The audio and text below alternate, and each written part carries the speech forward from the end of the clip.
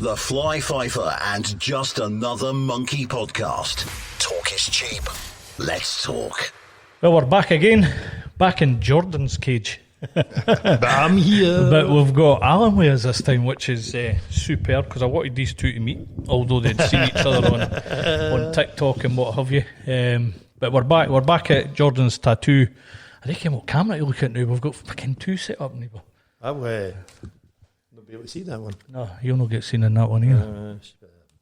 But that one, look. That one a day for me, yeah. Anyway, we're back at a two-tone tattoo studio, Commercial Street, Kirkcaldy. This episode is brought to you in conjunction with Two-Tone Tattooing in Kirkcaldy for all your tattoo needs. With the jingle. There's the jingle. So Jordan's Tattoo Shop's on Commercial Street in Kirkcaldy. You'll know miss it, I'm sure. 179 Commercial Street. So we were chatting the last time, but Alan's here this time, and I'm going to let these two monkeys talk a wee bit because they've been chatting for ages outside. Loads of nuggets of gold. I could hear it in the background. and I'm always the same. I'm like, save it, gonna wait the now. And I wish I would pin wee mics to folk when they go away chatting like that, you know that. But that's where it's best starting, because how much does the average Joe want to actually fucking hear? But, and I will go back to that one. I watched it, I listened, I saw you on all these things, and any time that I question my invalidity and think, oh, you're a fucking idiot. You daft, are you making this shit up? And then I hear another voice, another monkey's making the same noise. And it's not just me then. And I'm saying to you, I think that's the point of going and meeting other people, is to validate your own thought process. But like I says with the swearing, I'll have a conversation, I'll never swear. As soon as you open the door, bingo, we're in. You open the door with your DMT and all the other things. And I know that's where you guys left it. So I don't know where we start, because we've already been chatting. Nothing that wouldn't... I think you just go on for what your conversation outside, because I've already heard Jordan and I talking, so what about you two? Well, I thought you wanted to expand, because it's you. He doesn't need to go anywhere. There's paths in life. He's been doing it, come back up, kicked all the doors back in on the way down, then come back up again. He's now sitting there saying, I'm here. Exactly. I've been doing the same path. I've kicked all the doors open. I've taken them off. I've fucking painted behind the hinges and put them back on again. It's a visitor's attraction to me. Where have you been? Walking around the outside looking in, saying, exactly, you're looking through the letterbox. There's the fucking nutters again. So if you just want us to go in, it's more, what do you want to know? What do you need to know? How much of this bullshit do you listen to and think, these people fucking daft? How much do you actually take in? Fuck, I'll tell you, you know how much I take in is, and I said to you the other week there, it's like that confused fucking librarian mouse. And it's a mouse in my head. It's a wee picture of a mouse, and he's got all the fucking books. And he's running about fucking, juggling the books. Oh, I better grab that in, I better grab that in. And then it's like, what order do you put them in? Where the fuck do you put all these books? And we've had that discussion. I feel like I'm repeating myself, but Jordan's wasn't there. And that's what I'm like, Jordan, of doing this. It's like, I hear your story, I heard his story, I hear G's story, Tam's story, hearing the wee boy in Glasgow story, and it's like, I do feel, fuck, where do I go with this? What do I do with it? I put it on YouTube for everybody else to fucking see it and hear it and everything like that. But I still feel like that confused wee mouse that sat there like, right, fucking, where are we going? And it's not because I feel inferior. It's just, that's the character in the fucking book for me. You know, the book of life, whatever it is that's going on. I feel like I'm that wee character with all the wee books.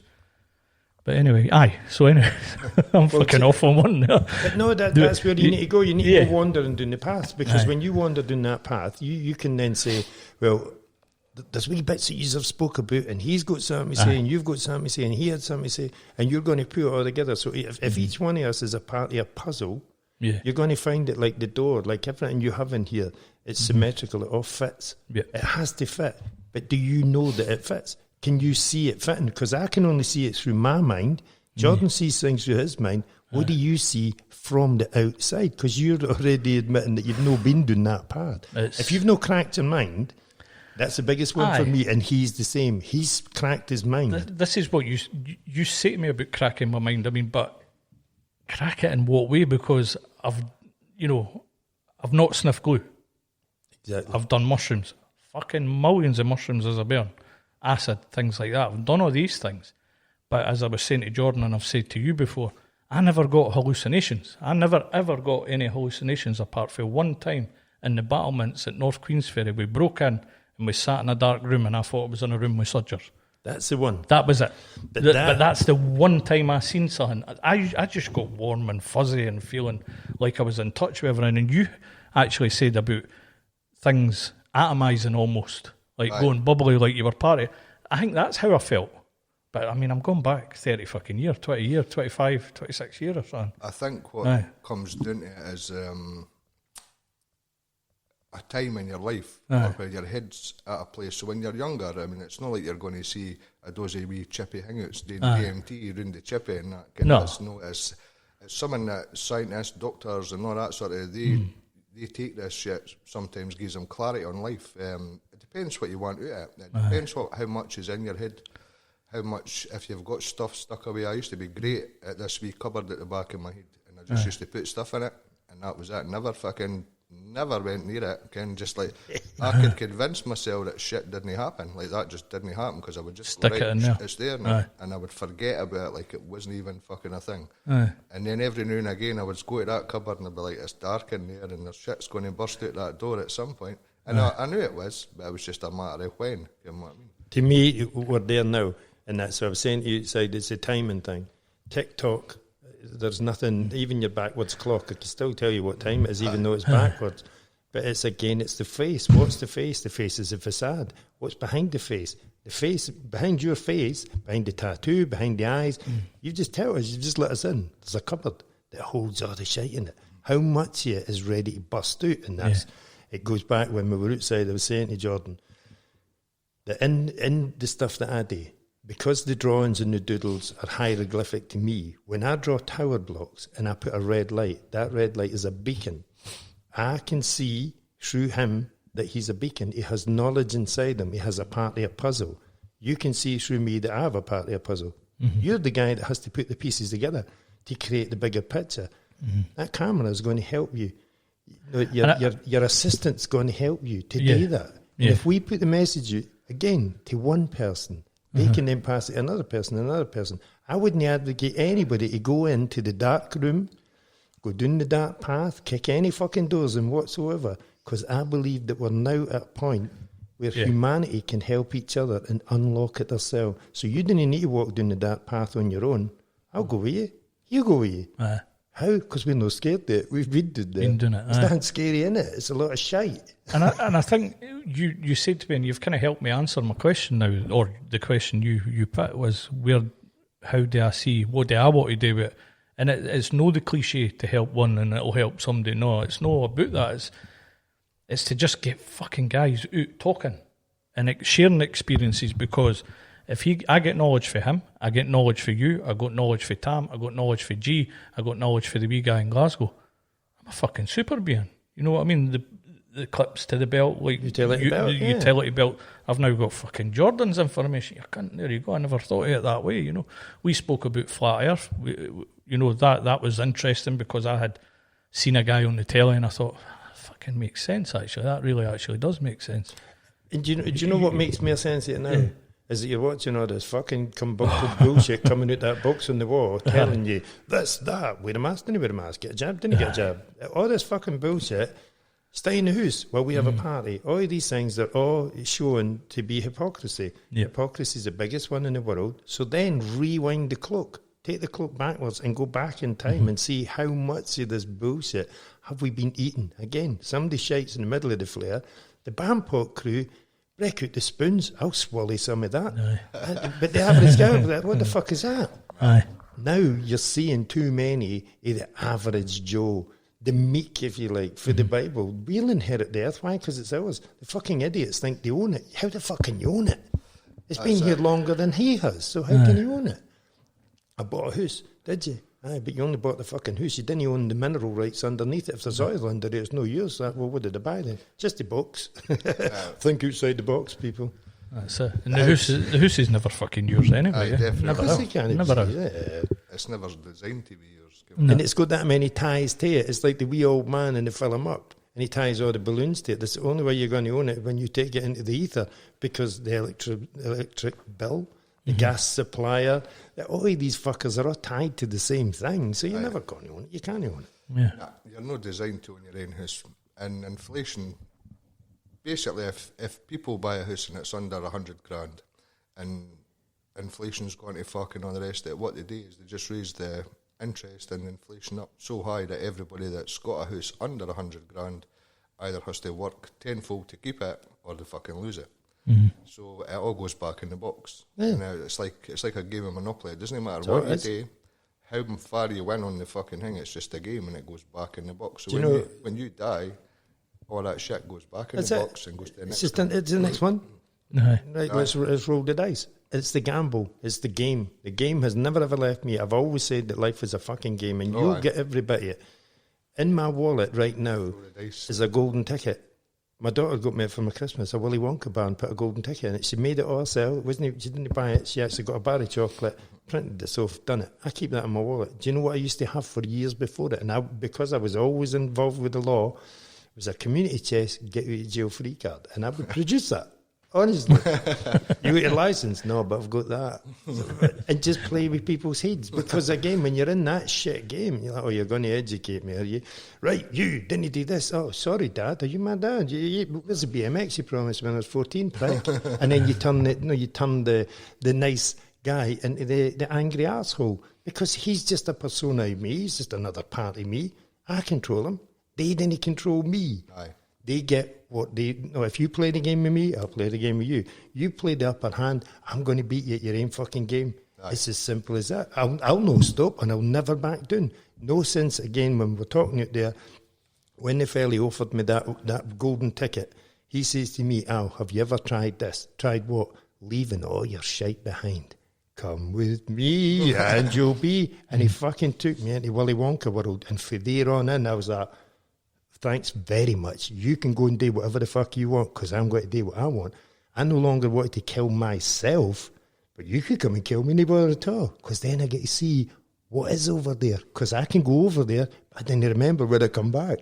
So if you kill me, let me shake your hands and thanks very much for that, because I can't do it. But I'll let anybody else do it. So if it's a policeman or a threat, I'm going to fucking kill you. Magic. You shouldn't have told me, because now I know you're coming. I'm going to get my best shoes on. And not to run away, to run fucking at you. See, when people understand that you have this concept, and it's no, I didn't fear death. No, that's the next phase. It's level 6 Jumanji. All the clues are out there. There's been that many clues fired at us in the last matter of months. Ever since I went and found that daft TikTok, and I found it at the right time. I'd done the studying in mental health again, thinking I can hear people. People are struggling out there. They really need a voice. They need to be listening to somebody that's saying to them, look, it's all right. It's no fucking hard. This is a game. The pressure you're feeling isn't you. It's them. These fucking assholes. Then you realise what they're doing. So if you're homeless, how can I be in fucking Port Glasgow and there's 450 houses with 20 people in it? How are they all empty? Oh, the macaroni virus has got to kill millions. What will we do? Let's take over this big massive building, kit it all out with gear, and we'll call it the Nightingale Hospital. Right, okay. There's nobody in it though. We're waiting. It's still early doors. Still people dying. Once we get the dead ones out, we get the ill ones in. Right, okay. And what now? A month later, no, it's not there. The Nightingales. See the homeless guy over there pissing me rain. Any chance of getting in my bed? No, we can't. We need them. For what? Fuck off. Where are you trying to kid with this bullshit? Do you know what I mean? Aye. So now you can let go. Just get it going, because you're not the only guy out there that thinks the way that you do. I'll guarantee you, I'll back you up and say, yes, it's 100%. The game is fucking real. And to me, I wrote about it. I did a doodles in it. The wee man behind the wall where he says the game is up the pole. When we used to play hide and seek, if I got to the pole before you and hit the wall, that's it, game's up the pole. That's what we used to say. My mind has never let these things go. So your white cupboard in the back of your head, I didn't have a white cupboard anymore. I cleared it out. Everything's out there. And I don't care for anybody wants to question it. Come in, by all means. Psychiatric. Come on in, grab a seat, get a coffee. Well, that's it. I mean, the cupboard in the back of my head was there when I was younger. But it's the hinges are off the door and it's all cleared out and there's fuck all in there now. If there's nothing there, then yes, of course, that's why you can be as you are. But again, you still have to kind of watch a wee bit, and that's what I'm saying. We've had loads of conversations, hours and hours, and we'll talk off camera and we'll go down that path. No bother at all. But when we're sitting with other people, you've got to be aware that some people didn't want to hear it. So I've never went in too deep. The macaroni virus and the cheese sauce, yes, of course, because it's there. Nobody can fucking deny it. Right. Whether it's manufactured or no. Whether the Jag is actually doing things to people, matters not one fuck to me. I have my set of beliefs and I will stick by them. There's not a cunt walking this earth that's going to convince me to do anything at all. I've tried. It doesn't work. I didn't believe anybody. Show me the truth. Show me the proof. Then I might take it in. Then I'll do my own thing and I'll deconstruct everything you've said. I'll find the wee nugget and I'll show the rest of it to fuck. That's only what I need. No, that shite. It's pretty much the same as what I do, to be honest with you. That's what I'm saying. That's why you guys had to sit together before I could come in, because it would just be me and you, and the confusion would just baffle people. They'd be like, I don't know what the fuck you're talking about. It was good though. It's like watching a movie and you think, did you see that bit? What about that bit? I never noticed that bit. Same. It's a tattoo. It's the mortar between the bricks. How many people look at that and see it as part of the structure? No, because they're looking at the brick. Aye. It's between the lines. The brick wall is the line. So if I'm saying, if I'm in the ghettos and the song comes on and it says to you, the writing's on the wall, I literally look for the writing on the wall and I look for the message. The one that I saw was a guy, his name was Brad, in West Canton. And it was just spray painted, and people will be laughing at this because you could see it. If you went past West Canton Road, this stuck out like a fucking billboard, and it says, even Hitler feared the YPD. And that made me fucking howl, because I thought, even the biggest tyrant, even the devil, would have ran out West Canton in a good day. Seriously, because there's that many dangerous bastards. The demons of the head, they can manipulate you and punish you. But man can kick the fucking shit. You can kick it up and down the street. No just one, no two, no three, no four.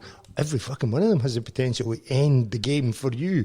So you've got to be a slippery bastard, and you've got to merge in between them. That's what I'm saying, the Homer Simpson, just into the hedge. So I'm no here, just keep walking, keep down to see here, because you'll be judged on it. And history has showed us that everybody that comes out with an open, free mind, fucking shut him down. You're in the classroom, but miss, right, Jordan, get out the bloody class. You're just a disruption.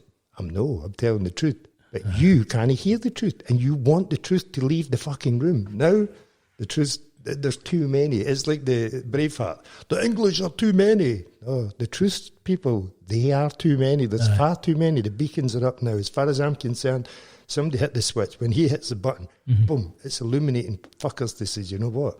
Fucking arseholes, but they've got a point. But folk didn't want the truth. Nobody wants the truth.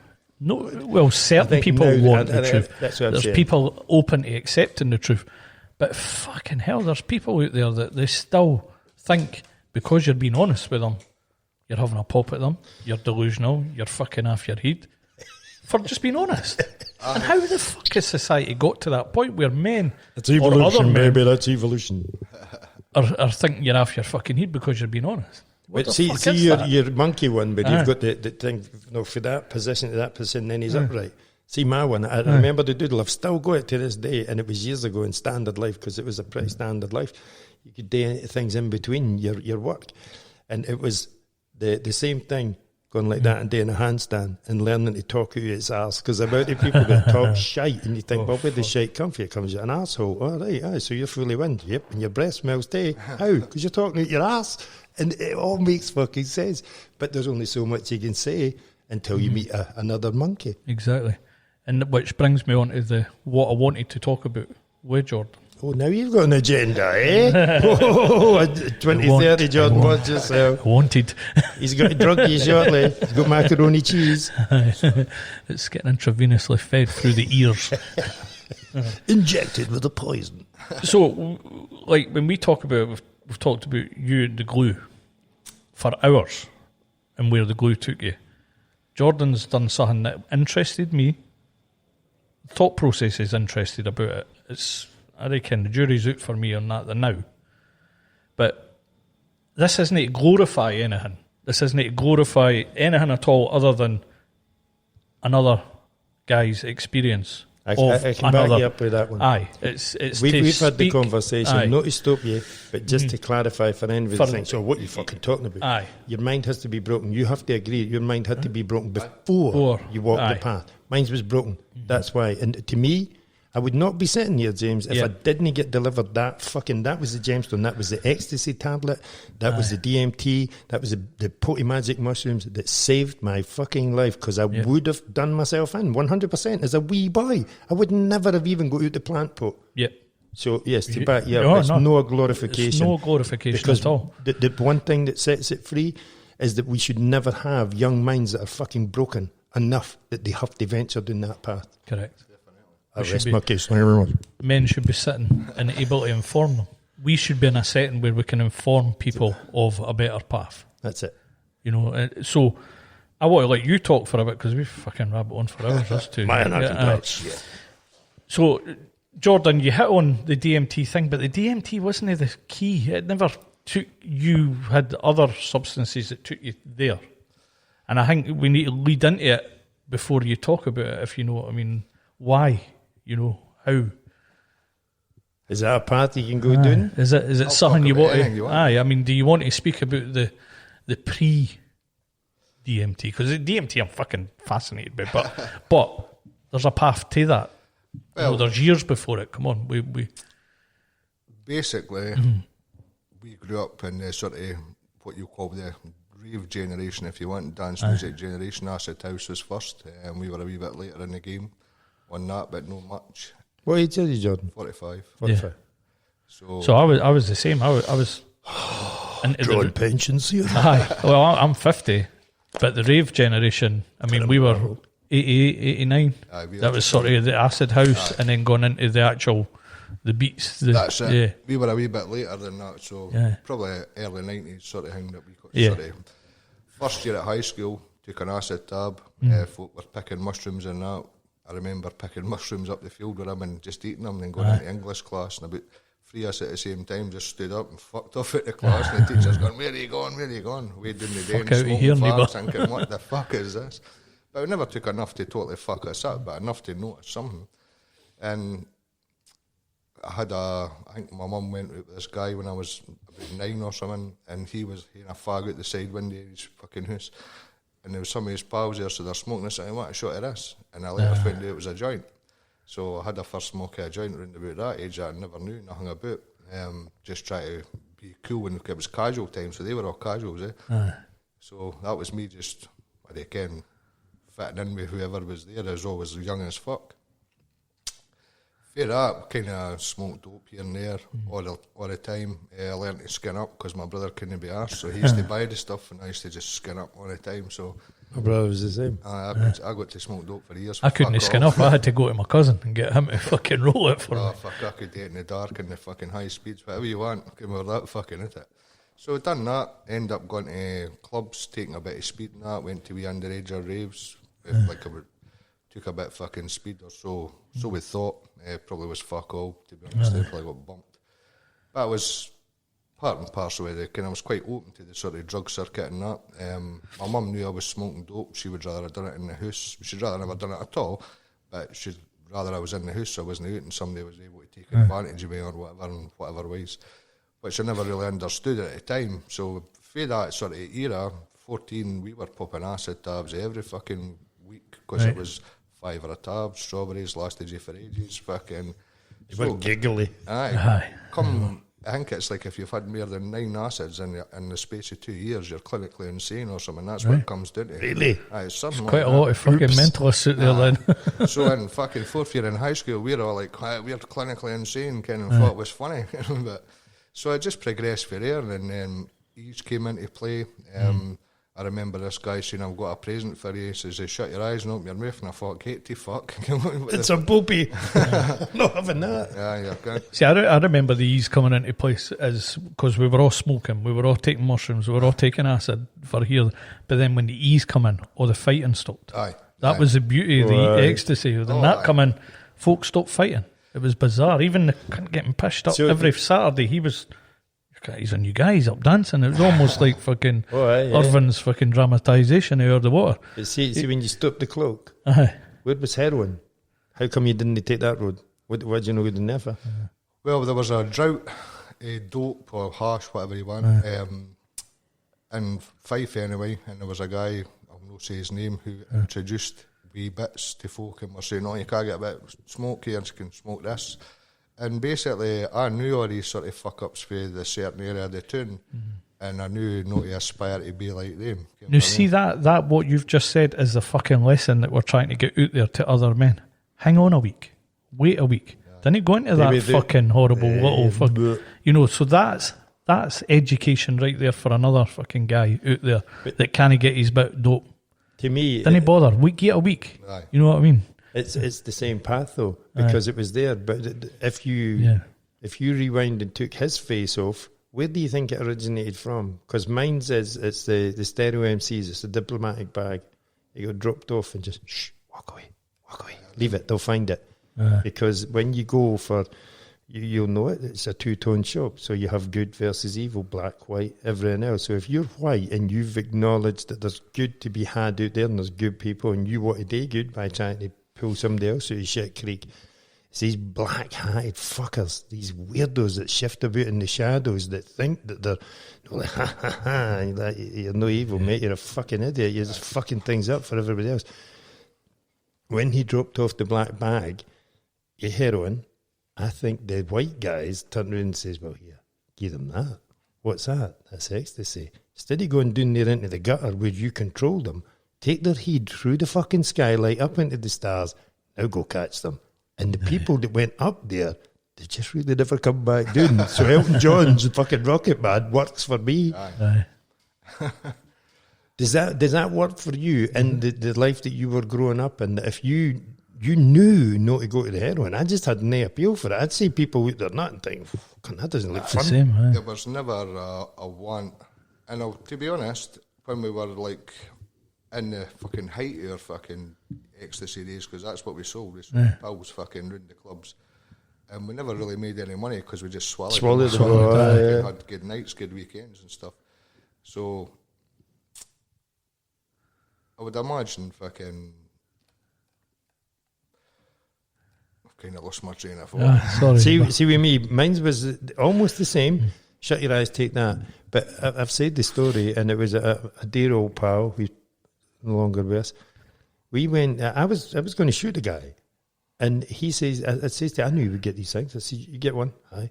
Jump in the car now, explain the story. Right, okay, you're justified. It was like getting a badge. Okay, level 2. We went to the club. And I'm thinking, I'm in there like, right, okay, somebody's got to hand me that, I'm going to walk you, I'm going to go and do my thing, bang, and that's it, job done. He's like, here, take that. Like you say, shut your eyes, take that. Swallowed. What is it? That's an ecstasy. I don't know what it is, but where's the gun? Got the next minute, it kicked me right in the back of the skull, and you're like, holy fucking moly. And it just turned me all upside down. But because I enjoyed it, I had this fucking domino effect of shite chasing me up the street, and mine was a saving grace as well, because I ended up in the prison system. I thought, you know what, you're all coming to get me. Fucking let's just get on with it. Let's get it done. And I fought it all. And that's when the whole rubber room shit came in, and you're mentally ill, you got brain damage. And I thought, well, that makes sense. That's fucking brilliant. That's the ultimate label for me. I can wear that. I've got a T-shirt now.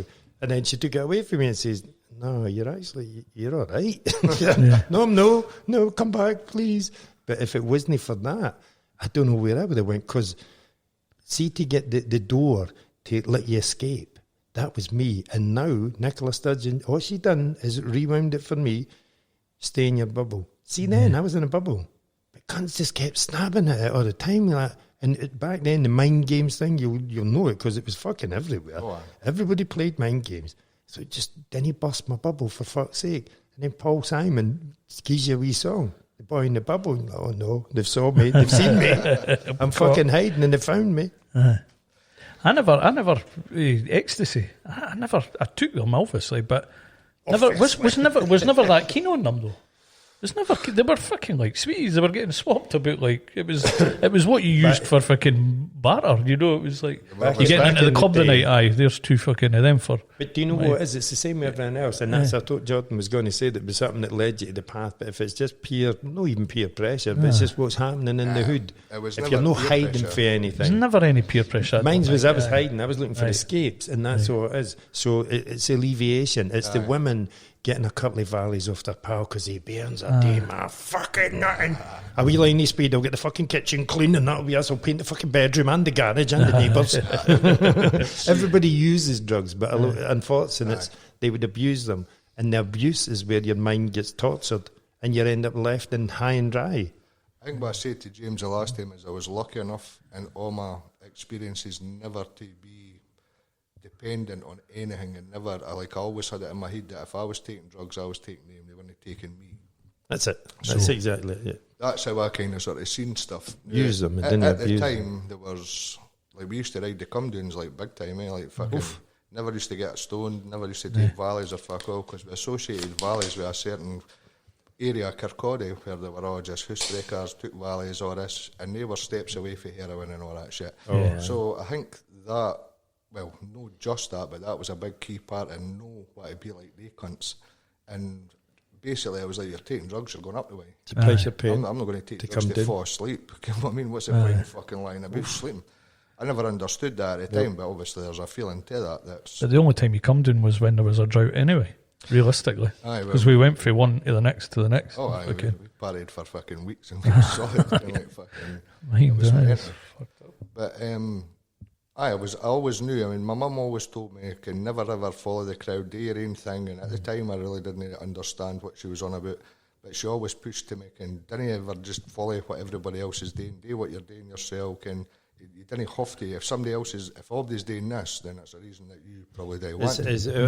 No, for me, if your mate jumps off the fucking bridge, you're going to jump after him. If it looks like a ball, I might you're bashed. Yeah, I would have thought that one. But again, it's that discernment. You use your own discernment to work out for yourself. You can have all the advice in the world, you can have all the knowledge in the world, but with you actually saying, "Yep, that's right," or "That's wrong," it doesn't resonate with me. And I think that's where we are now in humanity, collectively. Here's just another 3 guys just shooting the shit, but we've all come through the same tale. We're no swallowing the agenda, we're no putting up with it, and we've saw it so much. And like, do you know what, where I would say the cul-de-sac thing? Everybody's been round the cul-de-sac, and it's all the guys behind all the black doors, and they're like, "No, come in, look at what I've got." You've not got nothing we've never seen before, mate. We've been everywhere, we've tried everything. You know what, we're going to go over there, we're going to try something new. What is it? We don't fucking know, but we're going to try and find it. And if it's us talking to each other and saying to the guys that, "No, young guy, oh, look down that door over there, look at the shiny lights." Like, then you go down there, "Mate, why?" "Well, what? I'll switch the fucking lights off. It looks shite, doesn't it?" That's what it is, it's shite. I'm not kidding you on. I just didn't want you to go down there and come back 30 years later sitting in that fucking podcast saying, "Mind that cunt said that." He was right. There's no point now, and that's the thing for me, it's pushing humanity back to where we should have been, back to a foundation level where we all just got on, and that's evolution.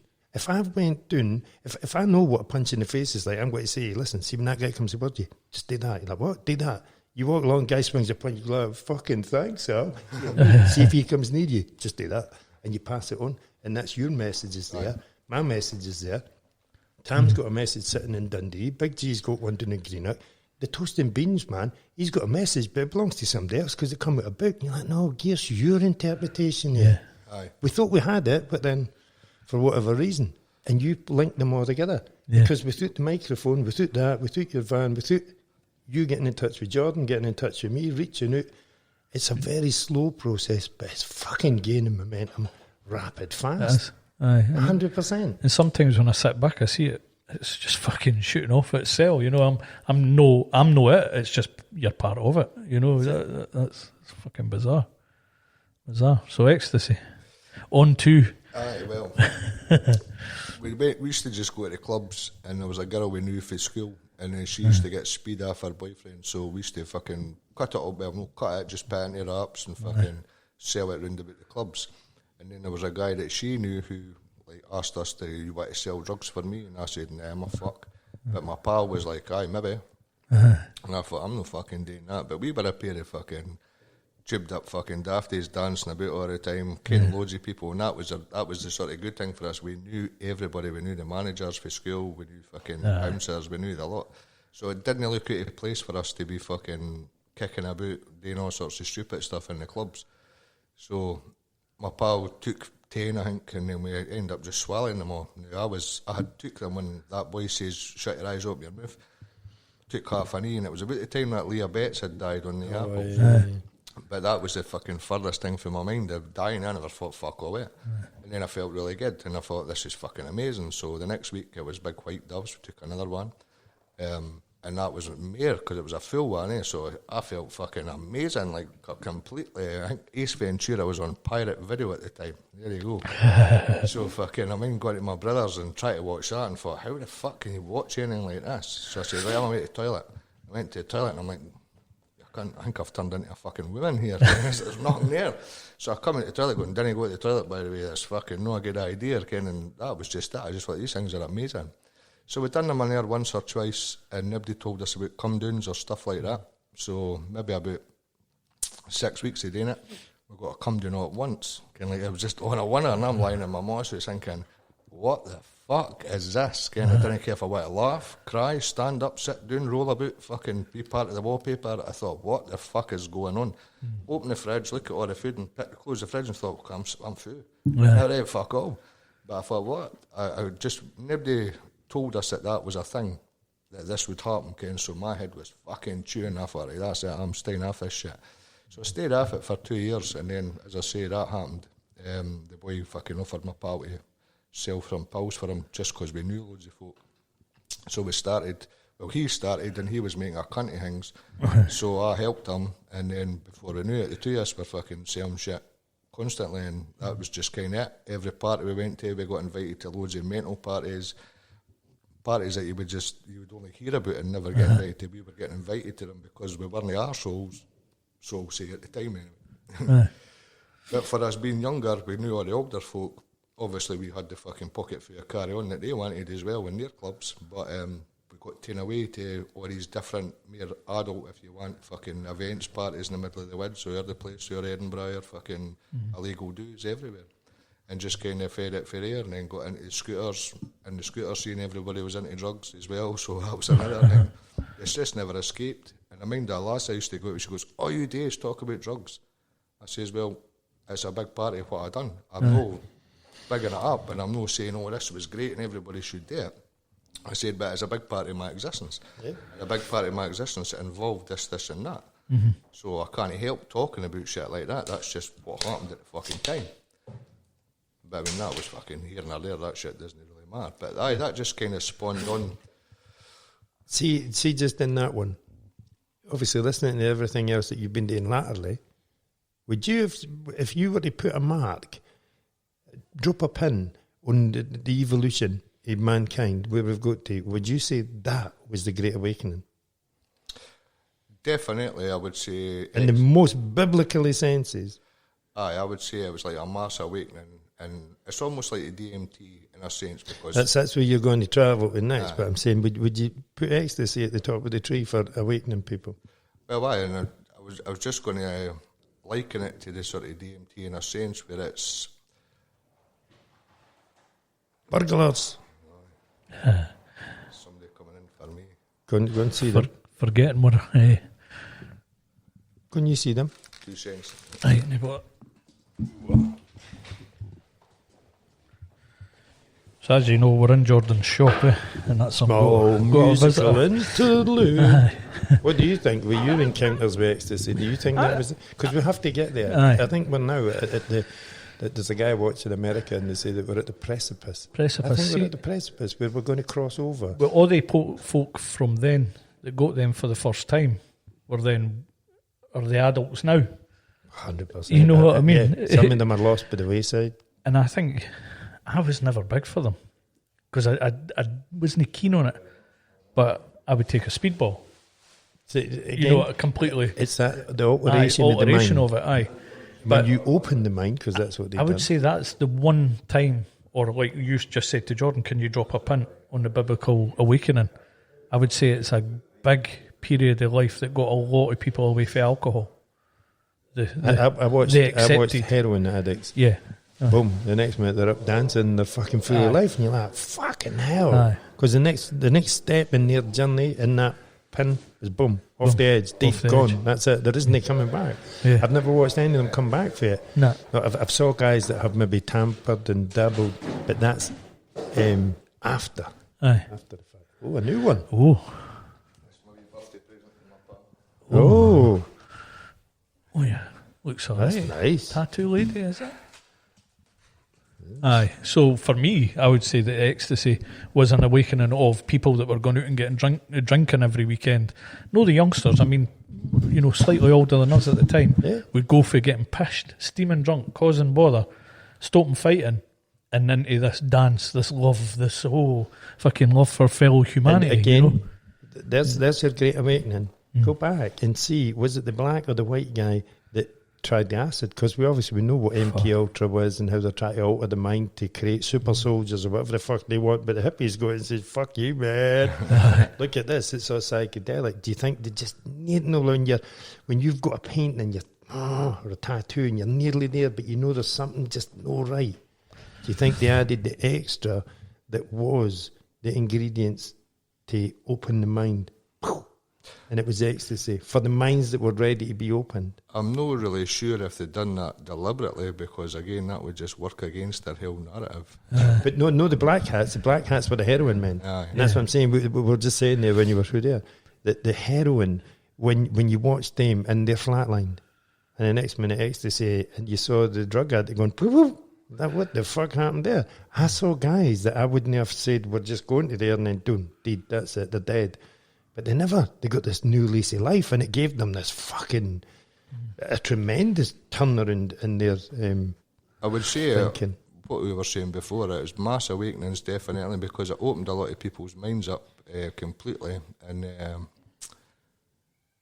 I don't think a lot of them at the time realised the potential of what was happening to them. I spent a lot of time as you're coming down, or like when you're after parties and your head's fucking chewing and stuff like that.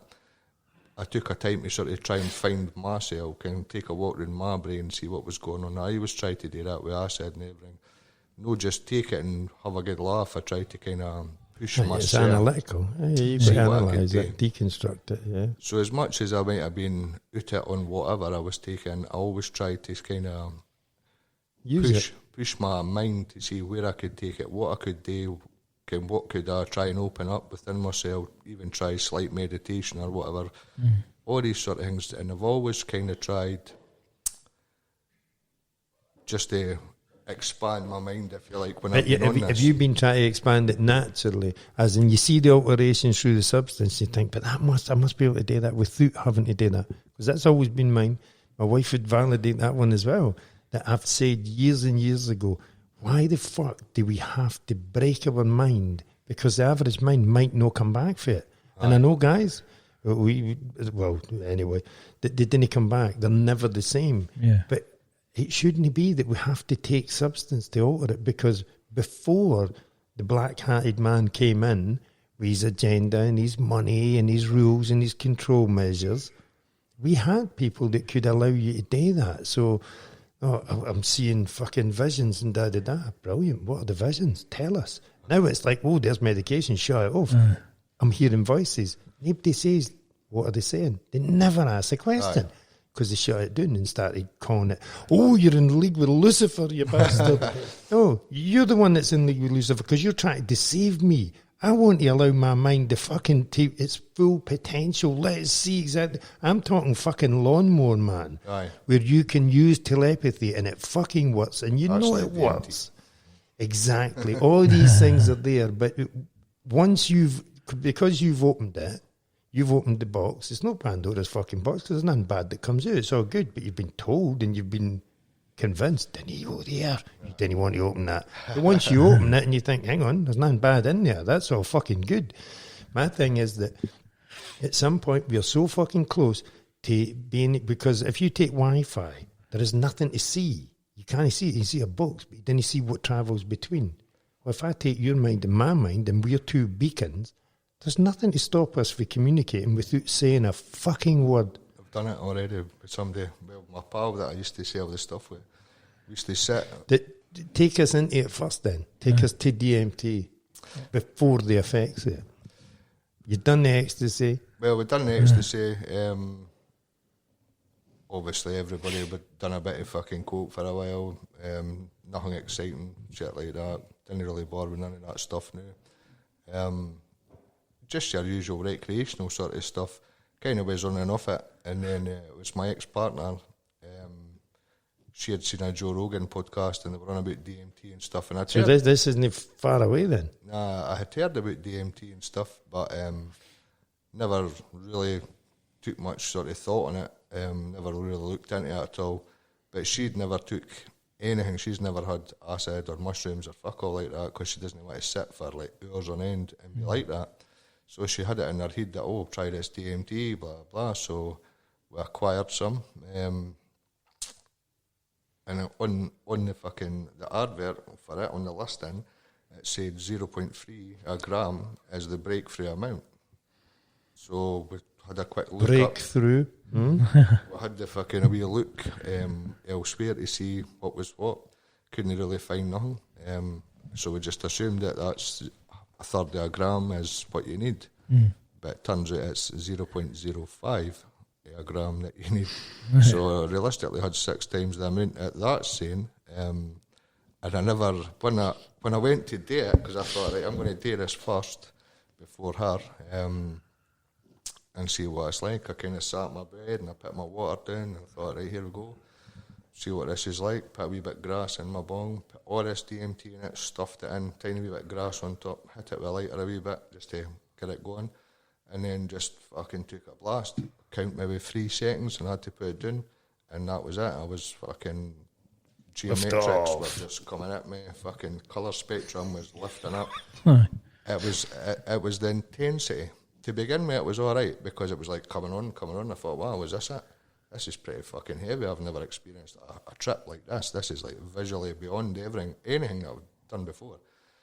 You know, I've had a lot of experience with mushrooms and acid and all sorts of shit. So this, I was like fingernails holding on to reality, or as much to like no being in fucking Ward 18, if you like, the psych ward. Took me everything that I had to fucking do it. And the experience of that was, it was a lot to take in. And I would say that's the biggest thing, because there's so much happening.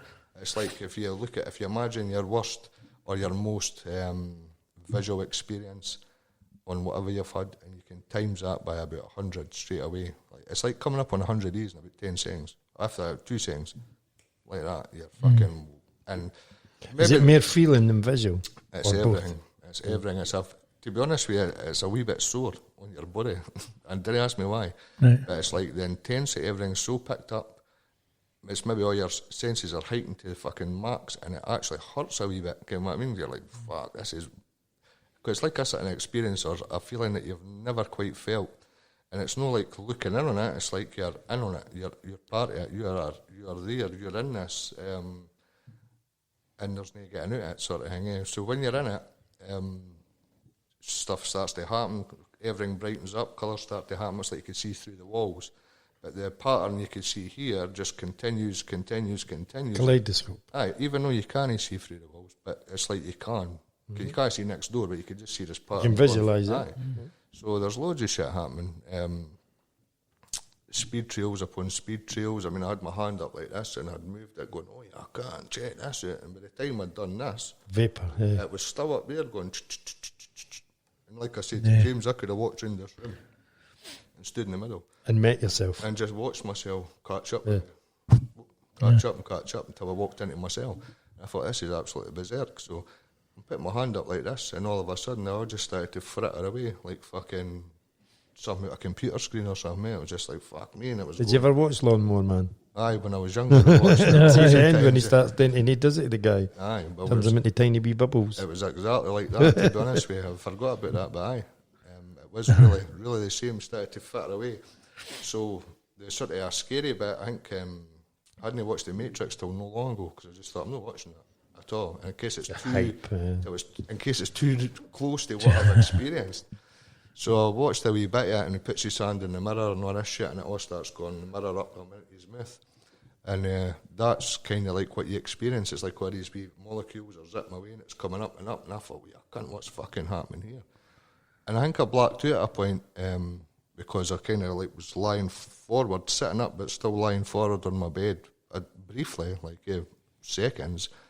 But it's because I couldn't comprehend all what was happening, the amount of visuals, the amount, because it's like more and more and more and more and more and more and more, and just when you think, fuck me, I can't take it, it's like overload, more fucking, all this shit's happening.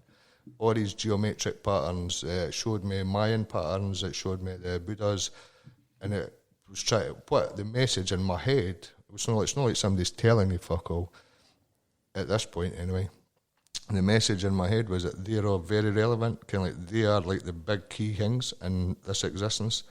Definitely the blue Buddha with the arms, or I take it if it's Ori arms or whatever, I think that's maybe Kali or whatever.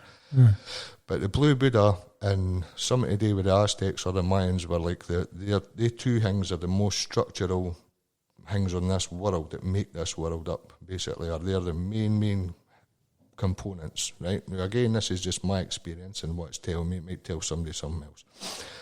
So it's sort of letting me know this, and it's letting me see other things, and all these big geometric shapes that are flying at me at the telly, sort of mandala-looking things, big, huge, fucking everywhere. I mean, all these patterns on my wall, I learned how to do them after taking the DMT. It's like everything geometric just became easy.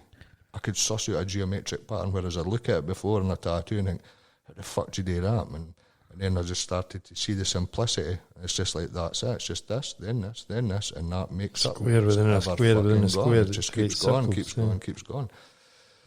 So I'd had what I thought I seen was like big massive pages, big see-through pages, and you could see the curl like a book that's been hanged at the sides.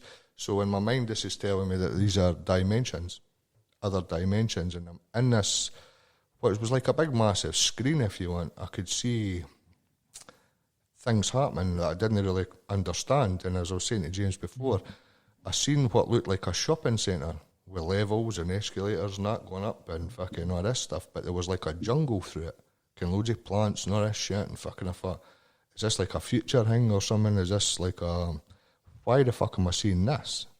What relevance is this? It's got nothing to do with anything that I'm fucking thinking about or looking at or nothing. But it was just like a big massive, like the St James's Centre, if you will. Like that sort of look. I Am Legend with Will Smith. But kind of, but bigger. But within inside it, kind of like in the compound of the building, it was all trees and just nature coming back. Yeah, fucking loads of it. So I didn't really understand that.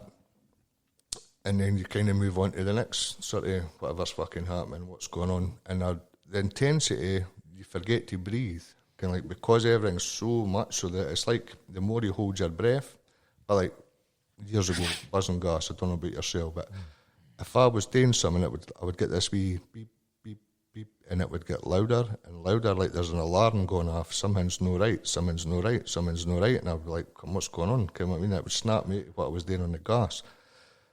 But this was the sort of same idea. It was like, it was telling me this noise, this wee electric fucking bleeps and blops or whatever, or what was happening was like they're getting louder and stronger, and it was showing me danger, there's danger, there's danger. And I'm thinking, what is it? Kind of like, I couldn't understand, because in front of me I couldn't see anything but these fractal patterns and all these fucking this big thing that were all part of this big massive structure. But as it was fucking happening, I thought, what the fuck's fucking, I couldn't really get my head around none of that shit as well. It was quite a lot to take in at the time. But I kind of come down for that. And so do you think the warning was, you're getting to a level now, you need to come back? Nah, the warning was, I totally lost my fucking track there. My warning was I wasn't breathing, I was holding my breath. Right, so that was the dinging. I didn't even know I was holding my breath, because I was that, like, you're in there, of course. Aye. So the more you hold your breath, the more intense it gets. And it was just intense, but because I wasn't breathing, it was telling me, fucking, you need to fucking breathe. So I was like, oh, I can't think to myself, what the fuck? And then things would calm down a bit, so quite a few other sort of things happened at that point, and then I sort of tailed down a bit. I thought my bed was starting to inflate, and I was going towards the roof and that, and I thought, what the fuck? I thought I'd try to shut my eyes, made no difference. And then I kind of tailed down a bit, and I thought, fuck, and it was like tailing down to being on like a decent acid tab. And that's how I felt. Coming down, I feel straight, but I'm no. So then I phoned fucking my ex, and I was like, don't you fucking dare take all that. You'll be fucking in a fucking mental ward. Don't. And she was like, I knew you would be saying that. I knew you would try that first. And I was like, don't you fucking dare that. And I was, obviously knew I was being serious by what I was saying.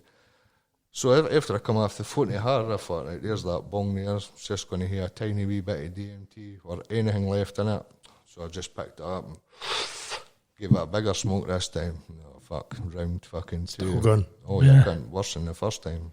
So this time I sort of hightailed it to the toilet where I could open the window and get the fresh air coming in, just so I could even hear and feel a wee bit of a breeze coming in.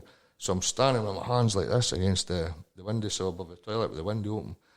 And I was like, what's going on? I didn't care if I was actually screaming at a point or no, because everything was kind of going whoop, whoop, whoop, and getting worse and higher and tenser, and all these, you couldn't see anything but this sort of purple and blue, all these tubes that are all connected, and this big, massive mass, and it's saying that we're just a small part, and this big link, and we're just a wee link in this big fucking massive fucking thing. And we're so insignificant as who we are. Pebbles on a beach. Aye, we gave ourselves so much credit, and we didn't deserve none of it, because we're fuck all in the grand scheme of things. We're just another part of the fucking process and the makeup of how things work. And we're here, and there's so fucking vast amounts. It's like a big fucking crisscross network, but everything's tubed together, and it's so fucking vast, it's unbelievable. So for that, I thought, right, am I screaming, am I trying to breathe? And I thought, what's going on? Again, I wasn't breathing. So at this point, I seen this sort of woman. I would imagine she was a woman, and she was standing in a fucking weird stance, but she was made up of like shapes, and she had a look on her face, and she didn't look too fucking happy. She looked quite sort of evil, if you want, kind of like for a digital-looking fucking person made up of stuff.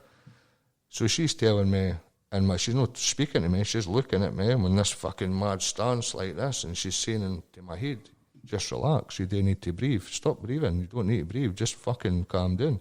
So I'm like, all right, I just slumped down on the floor and let all my breath out, and I'm just fucking hanging to the side, no really breathing too much. It's like what they say in yoga, when you get to a point your body breathes for you. You don't need to breathe, your body will automatically breathe for you. So I think this is what she was trying to get at me, I think, either that's trying to kill me. But after seeing that, I was kind of just sitting on the toilet floor, and the messages as I was getting in there was the tiles, the toothpaste, the toothbrush. This is going to sound a bit obviously stupid, but it's no. Every single bit in the toilet, everything was alive, and it had a purpose. Now, obviously, the stupidness is your toothbrush brushes your teeth, the toothpaste for brushing your teeth, all that. And it didn't mean that. It meant every single thing's atoms and molecules or whatever that make all this shit up, regardless of what it is, and they're all alive. Everything is alive. Every single fucking thing is alive. For the worktops to the fucking everything is alive, and it's in sense. So I'm then sort of hunched down, and I'm looking at my hand, and my hand starts bouncing. Each individual atom or molecule, whatever you want, and they're all fucking bouncing. And it's like, it's telling me that we're like that all the time. You are, we all are. But because we can't see that spectrum, we see it in a solid form. This is what it's trying to tell me. And basically this is us, and we're all fucking atoms, molecules, and we're just fucking bouncing along on the fucking vibrations of time, and everything was vibration. So my hand's like vibration to the point where all these molecules are bouncing.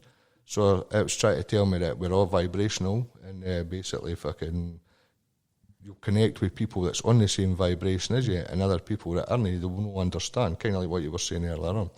So I've even tried to tell people about experiences on it, and I couldn't. It's like somebody's took the breath and the words out my mouth that I'm fighting for, like, where did that go? So I was on the phone to my ex, and I told her, and I was trying to speak to her, and I was like, I can't tell you. She's like, what do you mean? I says, I'm not allowed to tell you. You have to experience this for yourself. And there was a few people that I couldn't tell about. It's just like they wouldn't I'm going to say they wouldn't let me speak about it. Now, I'll just jump back to the toilet again, in the toilet floor. I think before I sat down on the toilet floor, I missed this bit out. I was speaking to you about this before.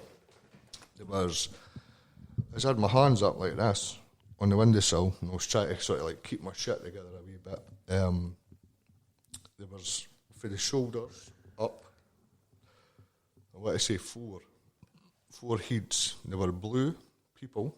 I couldn't see their faces weren't there, but they were blue, and they had like it's something like a film. They had like this fucking silvery line thing coming through them, going into my head, each one, and they were whispering like a film, tell me all this information, tell me loads of fucking stuff, millions of stuff, to a bit where a voice came out of nowhere, and it spoke as like what I do.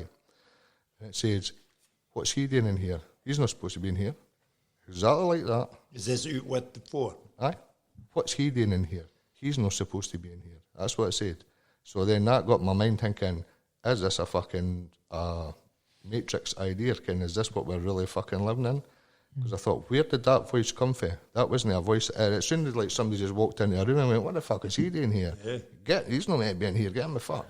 And I sort of tailed down a bit for that, but the information that these blue fucking people were telling me, I came off it. Well, when I came back to before I come back to fucking normal, as I was sitting on the floor after my hand kind of been all molecules and stuff, I'm looking up I've got a long hallway, so I'm looking up the hallway, and this thing, it looked like kind of like Predator when he goes all luminous, transparent. Aye, it's like that. It's like you could see that. You could see that fucking. And this thing was like a big massive train, like an old locomotive train. It was what come down my hall, and it wanted to come into the toilet, but it was too light.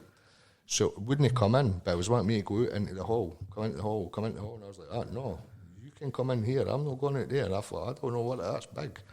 And then again, I seen it in the showers in front of me, just like the bend of the light, like there's fucking something there. And I thought, what the fuck is this fucking stuff? But on times after that, where I've had wee shots of DMT and that, it's like when you hit a certain point, there's stuff here all the time, right? There's beings, if you want, there's fuck knows what they are, but they're here all the time, they're always here, but we just can't see them. And I don't know what they do and what their purpose is, but they are here. This is what it would show me. It would show me this massive, big, like a translucent manta ray style thing, like a massive jellyfish almost, in my fucking bedroom. But the sort of feeling that I was getting for seeing this thing, I thought, and it was the whole size of my room, like I was encompassed into it. So I thought, what the fuck is this? But it was telling me that it's all right, it's here all the time, it's everywhere. It's not just in my room, it's everywhere. It's like fucking everywhere. And we need it, and it needs us. But it's not like a bad thing, it's like it has to be. It always was. And then there's thoughts that come into your mind for DMT where you end up afterwards, you get clarity on stuff and you know stuff. But it's like I said to James before, it's not just about, it's a stronger than like, I can that. You fucking know it. And it's like if somebody says to you, but that, no, that is. No, it is. And if you got fucking fired on a lie detector, the best one in the world, it would say, no, he's telling the truth because I believed everything that I've seen. I believed everything that I experienced to the point where I would have passed any lie detector because it was as real as fuck to me. Everybody will have their own version of stuff that goes on. A lot of people have the same kind of parts of DMT. If you find out for folk, they've all had similar to a point experiences with stuff, blue people, shit like that. So I don't know what the relevance of that is, but it was almost like getting a journey around my pineal gland in my head. And that's what it felt like. It felt like being able to. At first I thought, am I getting rocketed away somewhere? Because that's what it feels like. And then I thought, or is it just getting to go around your own head and see what's in there and access through your pineal gland if, kind of like, what's all going on? And it's so simple when you think about it in that logical terms. If you were sitting with somebody that could use scope to say, well, take me back to the night you were in that club. Mind when you were selling the speed, take me back there. Where do you go? Do you go back there? Do you get in your time machine and go back there? No, it's inside your head. Aye. Which shows you the vastness of this fucking thing. And when they talk about the Akashic record, because when I found that, I thought, wow. Because everything that I get told is in a backward sense. So I know what I know, and then somebody gives me a label for it, so that goes there. The pineal gland is the seed that I found. All of these things, they all resonate and make sense with me what you're saying. Right. People on the lie detector test is no. If you're watching through the cameras and you're listening through my phone, come in. Bend your fucking mind beyond any place you're ever going to see, because like you're saying, it's a feeling, you just know that it's right.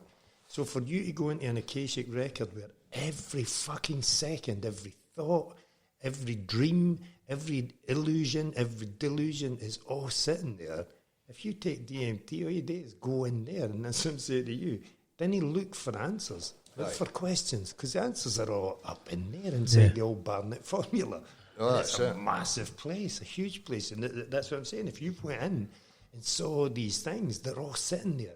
And it's when they say how much of the mind they know.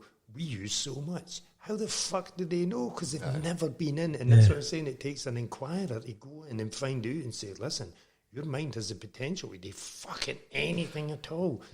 Man will restrict you. Your mind wouldn't. The thing that I liked about the DMT, sort of coming off it, well, the after effects, it's not really, you have a lot of visuals at the time, but it's more the things you sort of learn, or something, things that become clear, I suppose, after that sort of effect.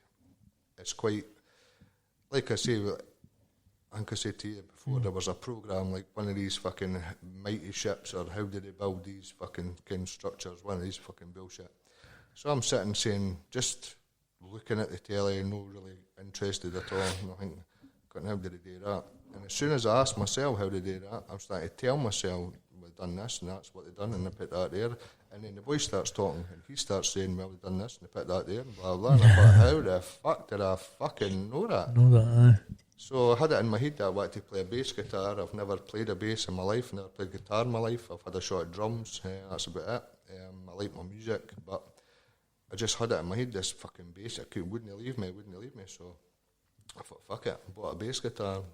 Within no time, I was saying to James, I found this fucking dope online that was fucking mental. It wasn't like DMT, it was something weird, but I never found it again. But when I was on it, I was like, my arms wanted to move, it wasn't comfy, so I was like going round like this, and I'm with this bass, and I started like, and made this wee tune, and I fucking ended up throwing it down and bursting out laughing. I thought, where the fuck did that come from? That wasn't me. I've not got a clue how to fucking put a tune together, but I made this wee tune up, and I could still play it to this day. And I thought, it's mad as fuck. And again, it was just my brain. I thought, I'm going to learn this. I want to learn it. I'm going to do it. And I'm finding my own feet with it. So my brother's like, he plays guitar, and I'll show you this, I'll show you that. I says, no, no disrespect. I says, but the more I play it, the more it comes to me, and the more I'm learning, the next move up, the next move up. So I says, I'm just getting to grips with it myself, and I'm happy to get to grips with it myself and see where it goes for there, sort of thing. So again, there's, after DMT, it's like somebody goes like this and switches off all the noise in your head, every thought, every fucking worry about something that you're not even sure you're worrying about. Every fucking subconscious thought, every fucking bullshit is silence. And the silence is golden, like fucking believe it. It's like nothing you'll ever experience. It's gone. There's not a fucking thing about what's for tea, what's this, what's that. Your mind's like, it's no caring about irrelevant shit. Yeah. So you're not even that's the big one, the irrelevancy. You're not even getting to think about it because it doesn't mean fuck all. So your brain's like, no. But that's what I'm saying. When I'm laughing at you, I'm laughing at them. Oops, oh no. So the train's coming. If you got on that train, you're gone. I guarantee you wouldn't have come back because you didn't need to come back. Once you get there, in the story that I wrote, when the person's asking him and he's giving them the detail about the train, he says, where does the train go? He said, well, if I fucking went on the train, I wouldn't be talking to you, would I?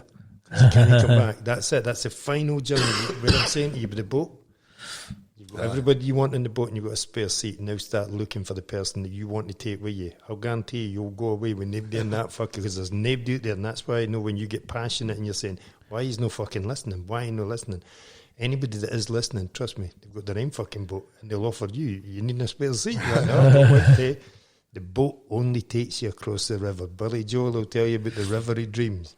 Where are you going? You're heading for the station. Once you're at that station, you got your ticket, your golden ticket, then you're off. That's it. Wherever you went inside your head, that's where you're going to go.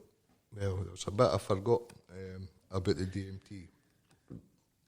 Sorry. When I'm not sure if it was when I first kind of took it.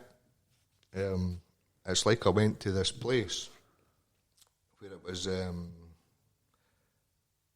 was almost like I was at the corner. Right? I was in this wee dark bit at the corner of the corner of this corridor sort of thing. And across from me, there was a guy.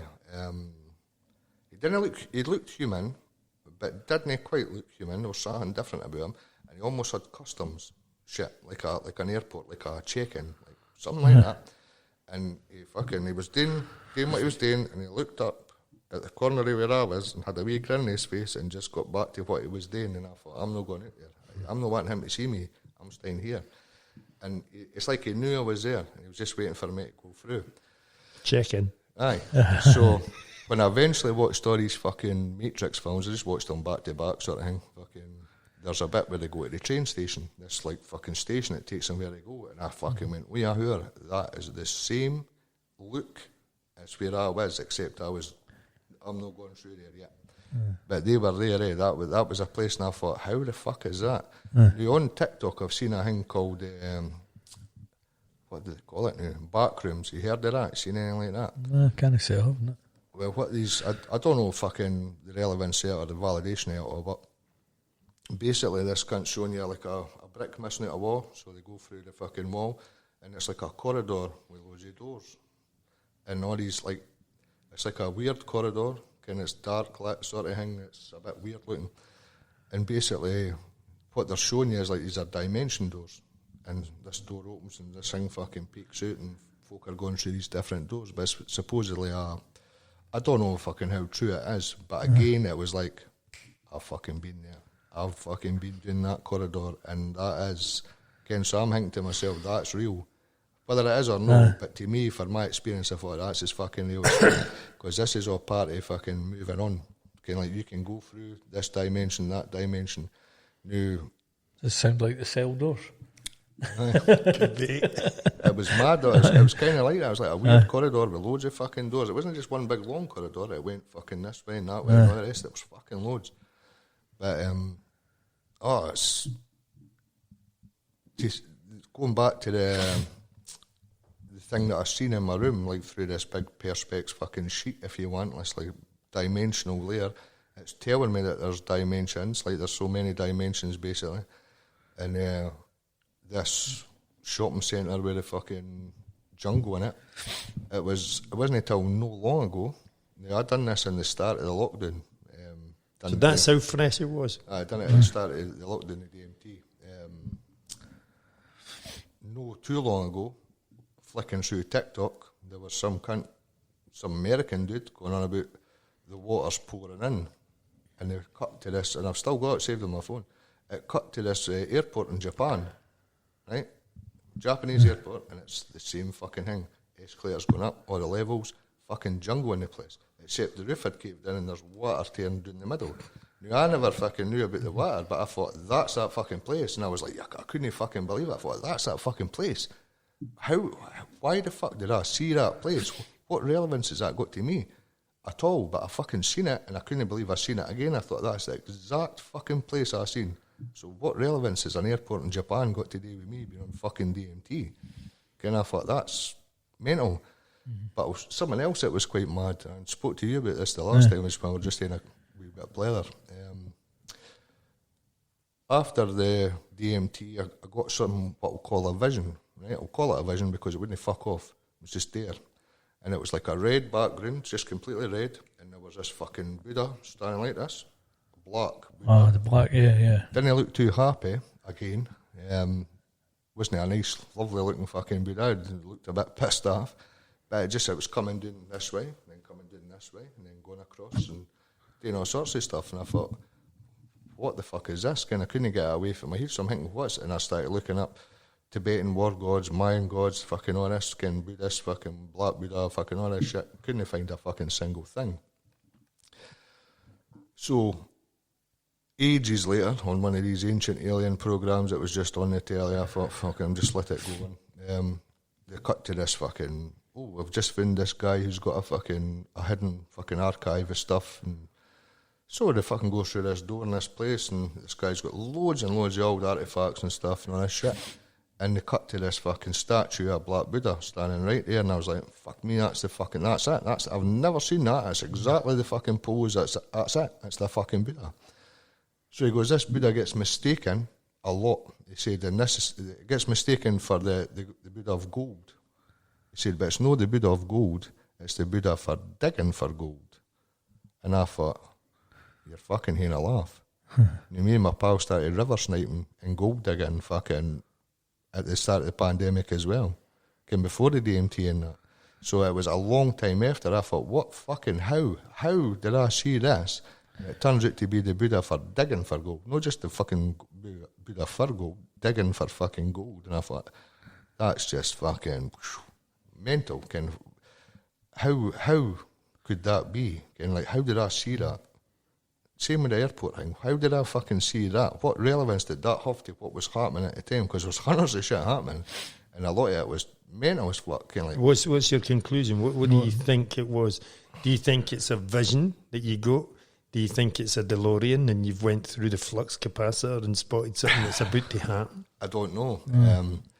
Where does your mind sit with it now? Are you quite happy that, hey, this is shit, this is stuff that happens? It's like you're saying. I didn't overthink shit and worry about it. I mean, stuff like that. I would never worry about it, but that's what I'm saying. With your mind, you just like, that was fucking cool. I just kind of fucking roll with it, like most stuff. And now, when you, in hindsight, because that's the best gift you're going to get, when you get to look back and you think, I was there, I saw that, I put that on, that come on there.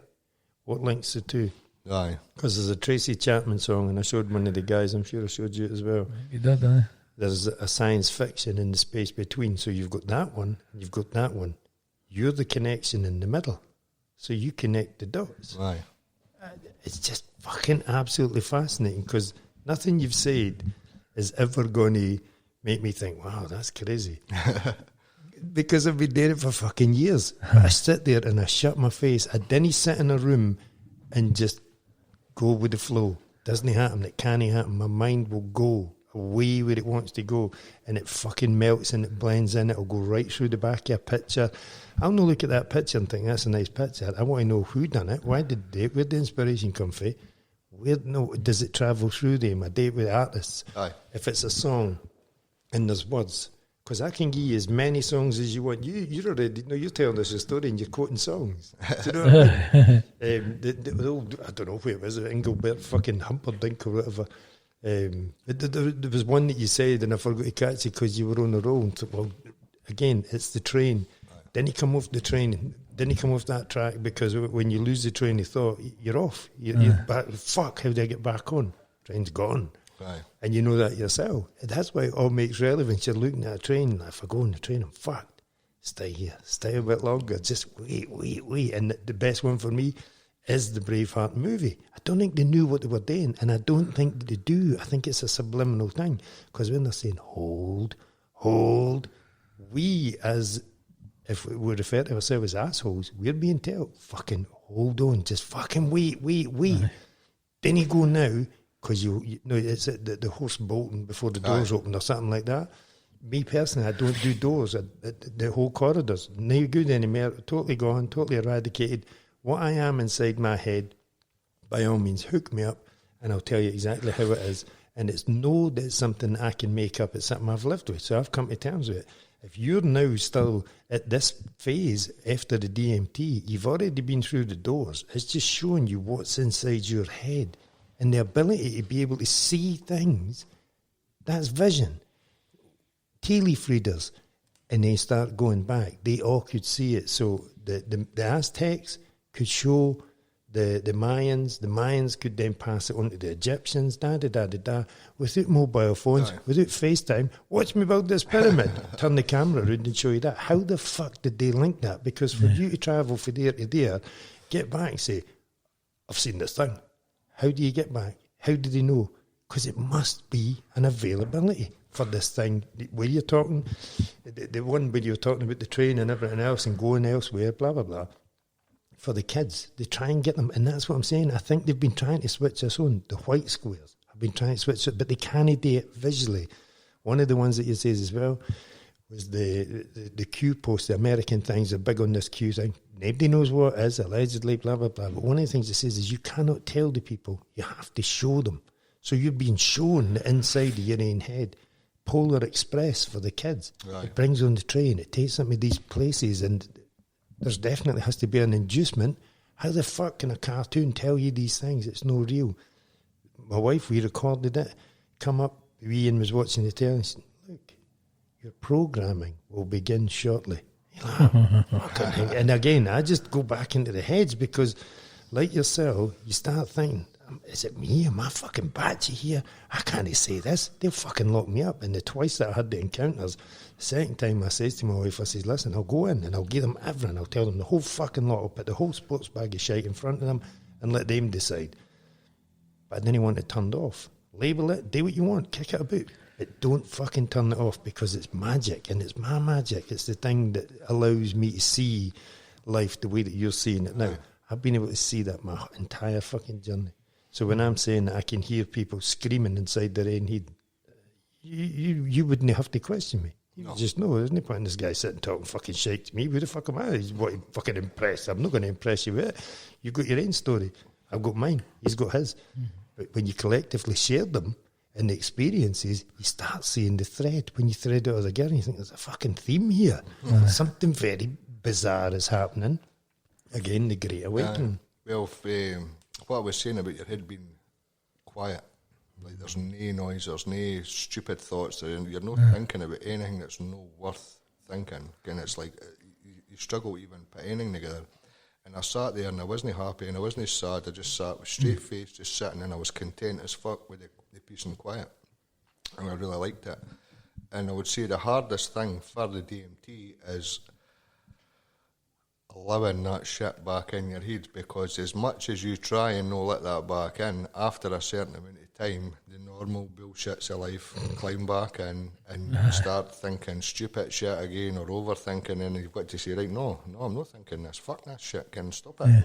It's useless. So for me, I would go back and do the DMT and I'd be apprehensive because I know the intensity is, that's what gets you. It's not so much what's happening, it's just because whatever you've done in your lifetime, DMT is going to fucking hit you like a fucking Ferrari bus. What means it's going to scalp you right down. And that's the scary bit, because it's just so happening so fast. But if you're in if you've got good control of your mind, then you'll sit back and accept it. Good over you. You're just going to keep going. I was just letting it roll, this one. Aye. Right, so you've done that and everything's done. You've now seen what you saw. Do you think that the DMT now is a requirement for you to unlock the inside of your Barnet? Or can you do it? Can you sit there and go in now? Aye, I could do it now. Yeah, because you can see the geometric shapes. You don't even know how to fucking put them on paper. You can tell us about it. You can show us. And that's the fascinating Everybody thing. says this, though. Everybody says that once they unlock that key aspect, back to the Mon key again, whenever they unlock that, they have access to limited access. It's not like you've got full access to what's over there or whatever. But then you say about the glue, you've never done DMT, but you've went to a similar place, a similar thread, as you were saying. Is it then, are we then tuning in to something in our DNA? That's what you've activated again. It's there. Holy Spirit activate. It's activation of your DNA. A primeval. Aye. When I'm saying to you that I'm a monkey and you do the French monkey, Aye. I'm my own key. I open my fucking own mind, but I'll never tell you that. But you will. But you'll tell me via your words, and then I'll say, yep, he's no lying. He knows how to open his own mind. He's opened his mind. He's done it via that. I've done it, and I've lived with it for a long fucking time. An awfully long time. Decades I've carried this fucking burden of shite. And it's only when I offload it that now the doors are open. There is no boundaries. There's no barriers. See that wee thing there? That's the only thing that will stop you walking through any part of your fucking mind. And it's not a door, it's a doorway. And when you look at all the Aztecs, otherwise they have 3. So you have a choice of 3. What one do you pick? I'll fucking go through them all. I don't care. It's what's beyond it. That's where you want to be. That's where you need to be. And beyond it is you understanding everything that's here, the vibrancy, the colours, everything else. Is it really the price of fucking petrol? Is it how much the poll tax is going up? Is it what Nicola Sturgeon's wearing to her next press conference? You start looking, you think, don't give a fuck, don't give a fuck, don't give a fuck. I'm happy within myself. I've found contentment. So if I want to be brought up in what man has created, because hell is man's creation, no fucking doubt about it. We've had the conversation many times. I go into hell. What am I looking for? I'm looking for paedophiles, rapists, murderers, da-da-da-da-da-da-da. Oh, hang on. That's where I stay. Well, there's the postman. Hi, Jeffrey. This is fucking hell. So where is heaven then? The question is what you're looking for, not the answer, because the answer is within. And if it's inside your pineal gland, you've cracked the fucking thing. You know how to go in there. So you can go into where they say, well, look at him, staring away out the window. Where is he? He's in a world of his own. It's your creation. Therefore, you become God inside your own fucking head. So you can invite me into your head. We can invite him in. And the three of us can all roam about inside your head. Come into mine. Come into yours. Bring your slippers. I've just put a new carpet in. It's that fucking fruity, but it makes me relevance in stepping out there and almost getting hit by a bus, like you said. As I was saying earlier, I'll just jump back to this quickly. Pull that mic closer to you, Paul. As I was sitting with my pal and we'd been on the fucking ease and that all night, and the way it sort of sat was like I had a wee shitey corner couch. So I was sitting here, my pal was sitting there, and we were just looking at each other and we were pretty far gone, and he kept changing to my brother. He kept looking like my big brother sitting there, and I'm going, fucking hell, you look like my brother, and he's going, that's mad, you look like my brother. He can keep flicking to, so going, how the fuck's this? So we're just sitting, and after that, we're just looking at each other, and we were talking, like fucking blethering away about stuff for a good half an hour, even longer, and it just dawned on the two of us, we're like, none of us, I never opened my mouth there, did you? No. There you go, bingo. Never opened our fucking mouths, and because we were on the same sort of wavelength, if you want, we were able to fucking converse easily without even fucking talking, and I've only done that once. Once is enough, because you validate it by saying, well, I'm telling the truth. There's no point in me fucking lying. I'm not going to impress you by it. If anything, you're going to try and judge me, thinking, fucking nut job. You can't do that. I couldn't give a fuck what folk think about me. Again, it's the inducement of the mind, and you have ecstasy as the get out of jail free card. Aye. When I done it, I says to the guy, now I know how to do magic. If that's what it is, I know how to fucking do it. I'd schooled it, no bother at all. I was fucking brilliant at it. So you go to college for 2 years, you learn the craft. Then you go and do the practical. Another 3 years, that's 5 years. Give me 10. I'm fucking good at what I do. I've got this guy. And I've said to him, right, he wants to know, he wants to see. And I've said, are you ready? What I'm going to do, I'm going to tell you to shut your eyes. He's standing for me, you away. I said, when I tell you to open your eyes, just open your eyes and then tell me what you see. So it was Matt Lucas. 3, 2, 1, you're under. Open your eyes. He opened his eyes and shat his fucking pants because he was looking at himself. I let him see through my eyes. And again, I can use glue. So, hey, you're talking shit. I was sniffing glue. So was he. But how many people can share the same experience? So if you're sitting with a guy who's induced his mind and you've induced yours, it's that thing. It's the rainbow between the two. The science fiction between the space. It's happened before, actually, when I think about that. But it was slightly different. I think we were on the mushrooms and... I think I must have been about 17 or something, and fucking MTV was on, and there was an opera on, and in the background they had like fucking cardboard mushrooms which were growing and growing in the background, and then we flicked it over, and it was R.E.M., and the singer fucking spins around and it came half out the fucking telly like that, and we both looked at each other and went, oh yeah, I can't, did you fucking see that? And we seen the same thing, and I thought, how the fuck did we see that? The same fucking shit. So that was quite early on for me. But we daft experiences all the way, and then getting into DMT, I think because I've had quite a lot of experience with psychedelics, then my mind was more open. So when that's what I'm saying. You've already walked the path. You've checked all the doors. When I chipped it with the DMT, it was like, fuck me, this is... See the serpent up there? See if you take the legs off of that. The Chinese have always had that wrong. They put legs on this thing. See if you put that as it is, and the things that come out, because it's dragon like. That was the first thing I saw, and that scared the fucking shit out of me. The tail on this thing was razor sharp. It could cut stone when I was 13-year-old. It never left me for a long time. And I'm talking, it fucking terrified me. I would jump on the stool. If I was induced in glue, only in one place, never ever went anywhere else, one place, and I know exactly where it is. I could take you there, and you'd probably feel it, its presence there. Sit me down, put your detector on me, you're not going to see a flinch. No fucking danger. And you know, it took me years and years, and now refer to it as wisdom, because it never ever fucking hurt me.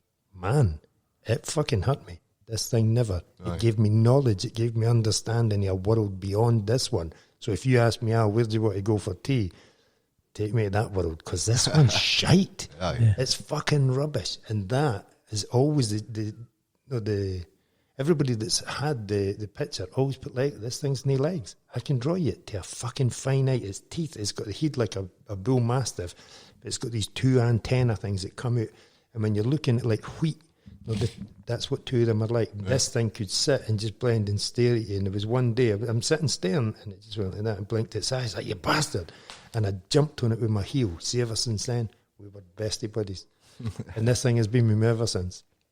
Honestly, it's the fucking most fascinating thing that I've never spoken about. James knows about it. And if you look through my doodles, you'll start spotting them. You'd that's the fucking thing there.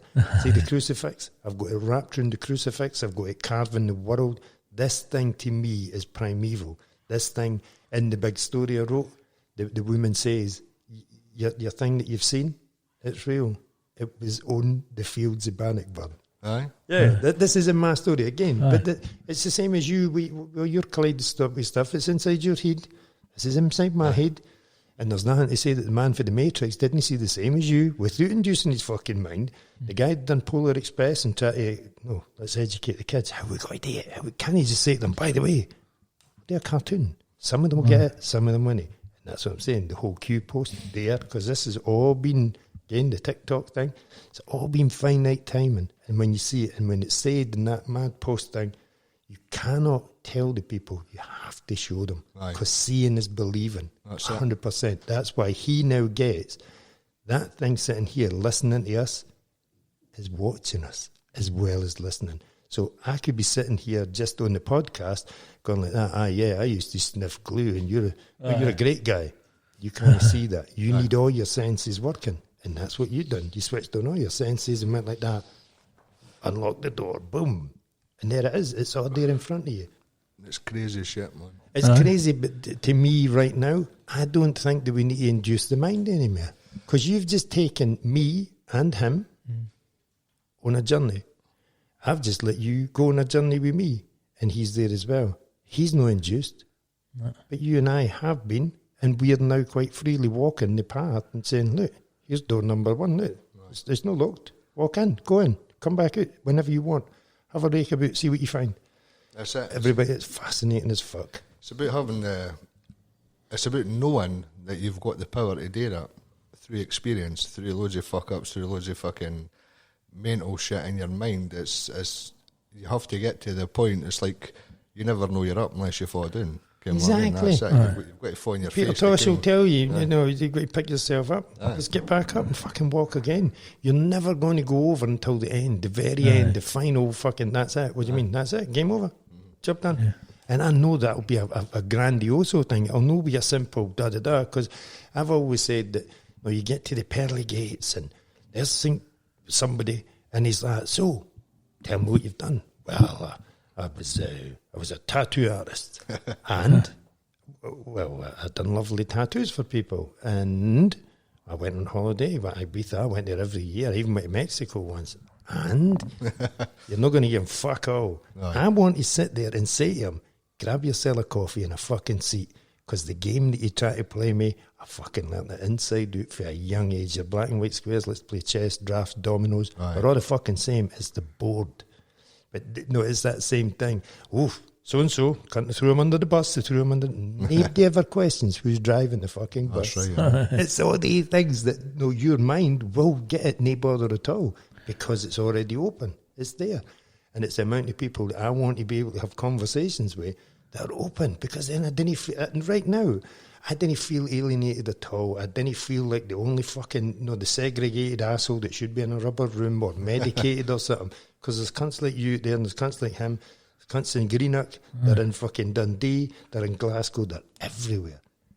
Mostly they were in Scotland, which is just a bonus as well, so we can get to them. How do we connect the dots?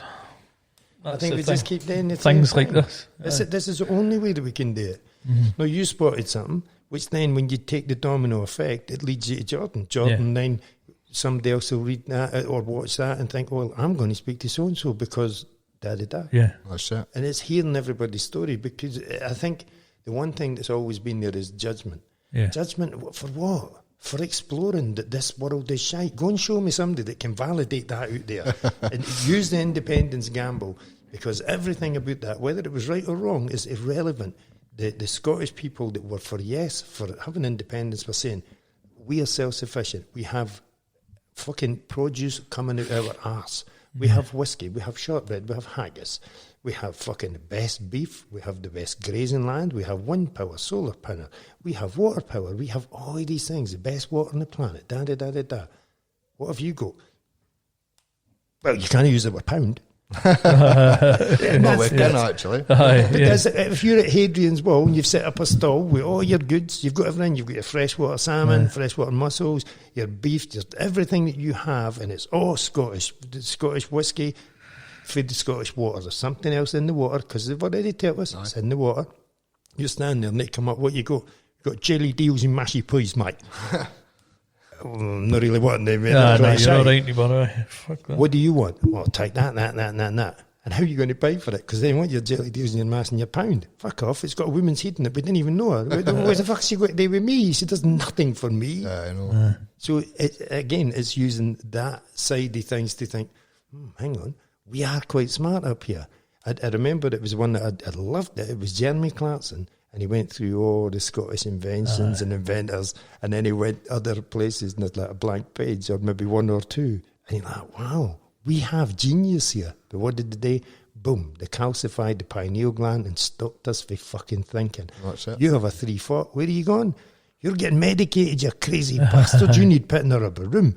It's not the one person saying it, it's the 9 person standing there. So the 10 to 1 majority is you're right, he is fucking nuts. Right. They've never questioned it, and they never allowed us the freedom to explore our own minds. Now they can't stop us, because once it's open, it's open. The genie will never go back in the box. I can guarantee you that. And you can fucking take that out of the cleaners and all. Never put it back in the box now. And I personally, I wouldn't encourage anybody to take any of the DMT or anything like that, because I think your mind has to be in a certain place. But if you can believe that you're not telling lies and I'm not telling lies, he's already doing it to the extent I think he's got to get to a happy place and says, you know what, I didn't need to induce my mind. Yeah. I'm quite fucking happy with who I am and where I am, just on the journey that I've done. Well, that's it. So I suppose our question really is, what makes you feel so drawn towards the DMT? It's just everything I've heard about it. Everything I've heard about it. Joe Rogan, you said that, more so Joe Rogan, because I'm a listener of podcasts and have been for years. Duncan Trussell, another American. These are all Americans, though. I didn't hear anybody apart from yourself talking about it in Scotland, Britain. Alan talking about his thing. But these guys all were talking about ayahuasca, DMT, all the different routes and paths into it. And I've always thought, I want to go there. I want to experience that. But like what you've said and what you both of the education from you two I'm getting is, with acid, mushrooms and stuff, I've probably already been there. I've just didn't ken. All I would say to you is, it was I was too young to, I had too young a mind. You take mushrooms, natural thing is there. Aye. You can do that. Then man will try and manipulate the effects of that and give you LSD. Aye. Then you've got the ayahuasca, natural. Then what have you got? You've got your DMT. Everybody's trying their own thing. One's a Ferrari, one's a mini metro, one's a bus, one's a boat, one's a fucking train. They're all going to take you to the same destination. Where's the destination? How do you have to use that to get there? The hare and the tortoise. How do you not just fucking wander along, looking at him, I look at him, I listen to him, I look at him, and before you know it, boom, you're through these things and you're there. And that's the beauty, though, of what Jordan's just asked me. He's like, why? Because I've heard these American guys saying it. I've now heard my fellow Scotsman say it. I maybe didn't need to do it now. Because I've heard, you know, Just do it. to inquire, but that's my only thing. And again, it's for anybody watching. Would it be the experience that all experiences? Yes. But could it fuck you up and take you toward 18? Yeah. Could you end up in Andrew Duncan's? Could you be eating the rest of your dinner through a fucking straw? Because your mind might not be able to take it. Me personally, and we've all seen that happen to guys with lesser. And I've told you the same thing. Only the fittest of the fittest will survive, because this is the rat race. But it's no going to gym. It's no a pure membership. No fucking chance. You have to train your mind to the extent where it has to be bent beyond fucking all recognition, and then snap the fucking thing. Yeah. You can repair that and come back. It's available. I wouldn't want anybody to go into that and break their mind and no come back, because there's some fucking amazing people have lost the gamble. For what I know about the DMT is a lot of people do it like mushrooms, and if they've got depression or stuff, can loads of sort of mental tension or whatever, it relieves it all. I'm all up for that. Fucking CBD This is oil. about this microdosing Fucking thing, isn't brilliant. it? The microdosing that a lot of people are doing with But mushrooms. Because Or every forms of mind mushrooms, is different. Again, it Yeah. goes back to the chemical imbalances. Yes. They didn't know what is a fucking balance. They didn't know what chemicals are in there. They just guess it. Somebody come up with it and says, "Oh, that'll be it." I used to think it was me. I thought I had a chemical imbalance in my own fucking mind. I think, well, what do I need to top it up with?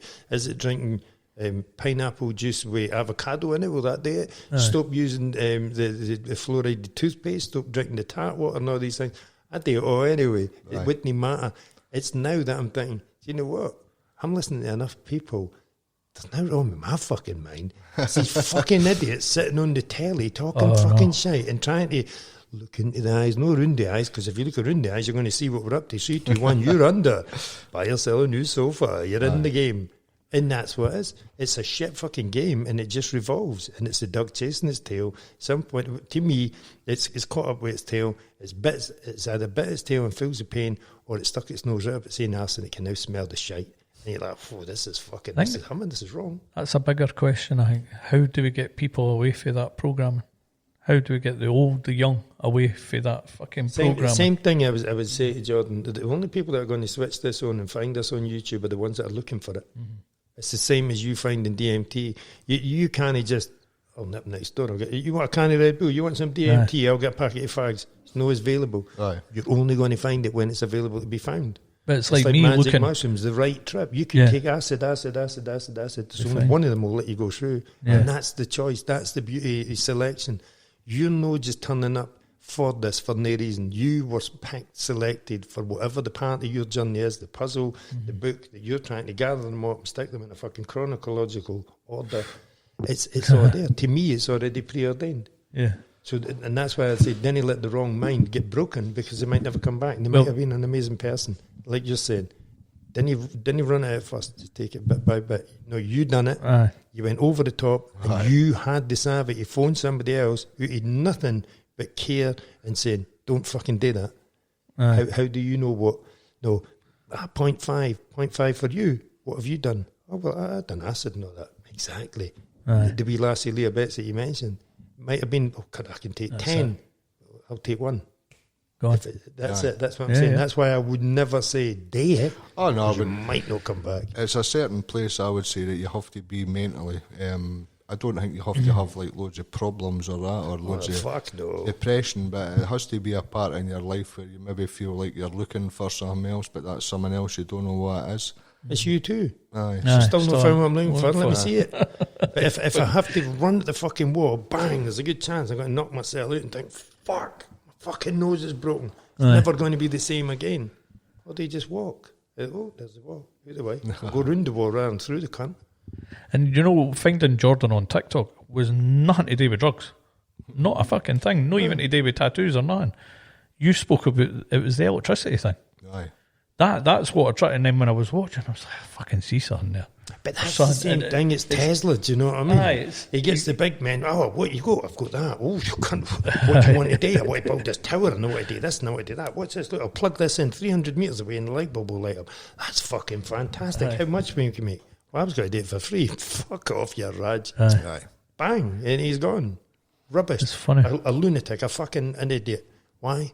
because he was a way to fuck up man's agenda. Man's and that's agenda. even our man Carnegie. Oh, great guy! Look at the big lovely park and the lovely statue and everything else. What did he do for the common man? Fuck all. He fleeced him, used them as a sheath to fuck us all. And see that boy we spoke about, the boy from down south.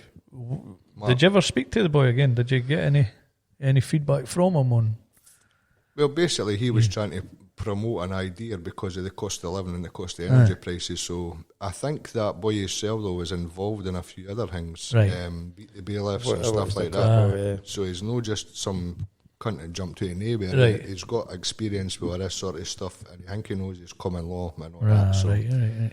he was wanting to make a movement to do non-profit energy for the people to see if they could buy it for the grid and all that. So as he was first on there, like saying, I've got an idea, I've got this, got that, I thought, we need something, we need a change.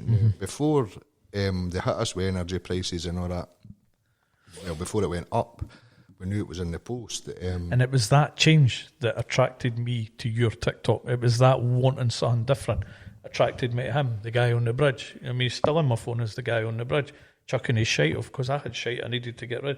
And I think that's what...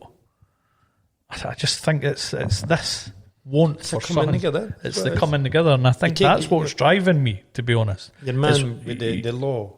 Aye. Liars and wankers. There you go. Look for the abbreviations and fucking everything because they created them. No, us. We're not smart enough to create a fucking law. We know the law. If the guy next door is stealing out of your house, you're going to batter his cunting. He's going to learn, and so's the next guy that thinks about breaking into your house. If you can't fight, you go and get the guy that can fight. He's broke into my house. You bastard, what you doing? There's a chance you'll break into my house. I wouldn't do that. But I know you'll know because I'll cut your fucking hands off. That's how law works. That's how man's law works. But now they've changed it and they put all that in. So when it comes to Scottish mind power, we done a 3.5 mile pipeline for Keltney-Burn. For the top, took the water, rejigged it through this massive fucking pipe. We're flying pipes in and helicopters and everything else. Down to a turbine station. It comes out a fucking pen, spins the thing, sells it back to the national grid. And they bother at all. That's no fucking rocket science. That's cleverness. And we have an abundance here. Our water comes from fuck knows where. But it comes down these fucking mountains at rapid speed. And if you control it and you bring it in for an 800 to a metre pipe and then bring it 3.5 mile just using gravity because it's available to us if you go like that and drop a pen. I didn't need some asshole to get hit with a fucking apple to tell me how that works. Fuck off. Let it fall. Let it fall. It's a natural thing. It will speed up. And when you channel it in, it's like trying to get the sheep through one fucking door at one time. Stampede. Then just put a wee turbine in front of it and brrr, it spins itself. Oh, that's clever. The Tesla motor. Oh, you need lithium batteries. There. Why do I not put one of your wee sun panels on top and keep charging it as I'm going? Or, I remember when I was wee, used to steal cunts' bike because I had the dynamo. And the faster you went, the made the light come on. Why is there no built-in dynamo? The guy says to Every me, fucking wheel on a car should be a dynamo, for fuck's a sake. guy says to me at standard life, nah, the shite you would need the gubbins. Couldn't be too heavy. You'd never push the thing. And then I think it was Toyota says, oh, we've got a car that can actually charge itself as it's going with a dynamo. And you're like, oh, who's the silly fucker now then? I'm glad I never took that to fucking the Dragon's Den. Yeah. Again, what's them? You come up with a smart idea, they're just going to rape you anyway. For fuck's sake. That's why I think the independent thought, it actually goes hand in hand with that soul tire. Give us independence. Let's fucking think for ourselves, just for one fucking minute. If we fall on our cunt, laugh away at us. But when people are laughing at us, thinking, no, you couldn't do it yourself, you fucking idiot, you're daft. Well, let's fucking try at least. Let half of us try. That was kind of the fucking the message I was getting through the kind of like the energy sort of thing. I was saying to people, look, this could happen, kind of like, and again, it was all just figures, kind of just for to show them. So I was saying, if there's so many million people in Scotland and everybody put £1 in, then folk are going, oh, so you're wanting every baby and all that to put £1 in, where are they getting the money? I'm like, you're missing the fucking point. The point is, my very first TikTok that I ever done was about council tax and about how if there's 67 million people in Britain and then fucking 20 million of them put £1 in every day, only 20 million to make it conservative for the numbers. So there's £20 million a day. £100 million a week on a 5-day working week. And then on the month, we've got 400 million a month. That's off at £1 a day out of 20 million people.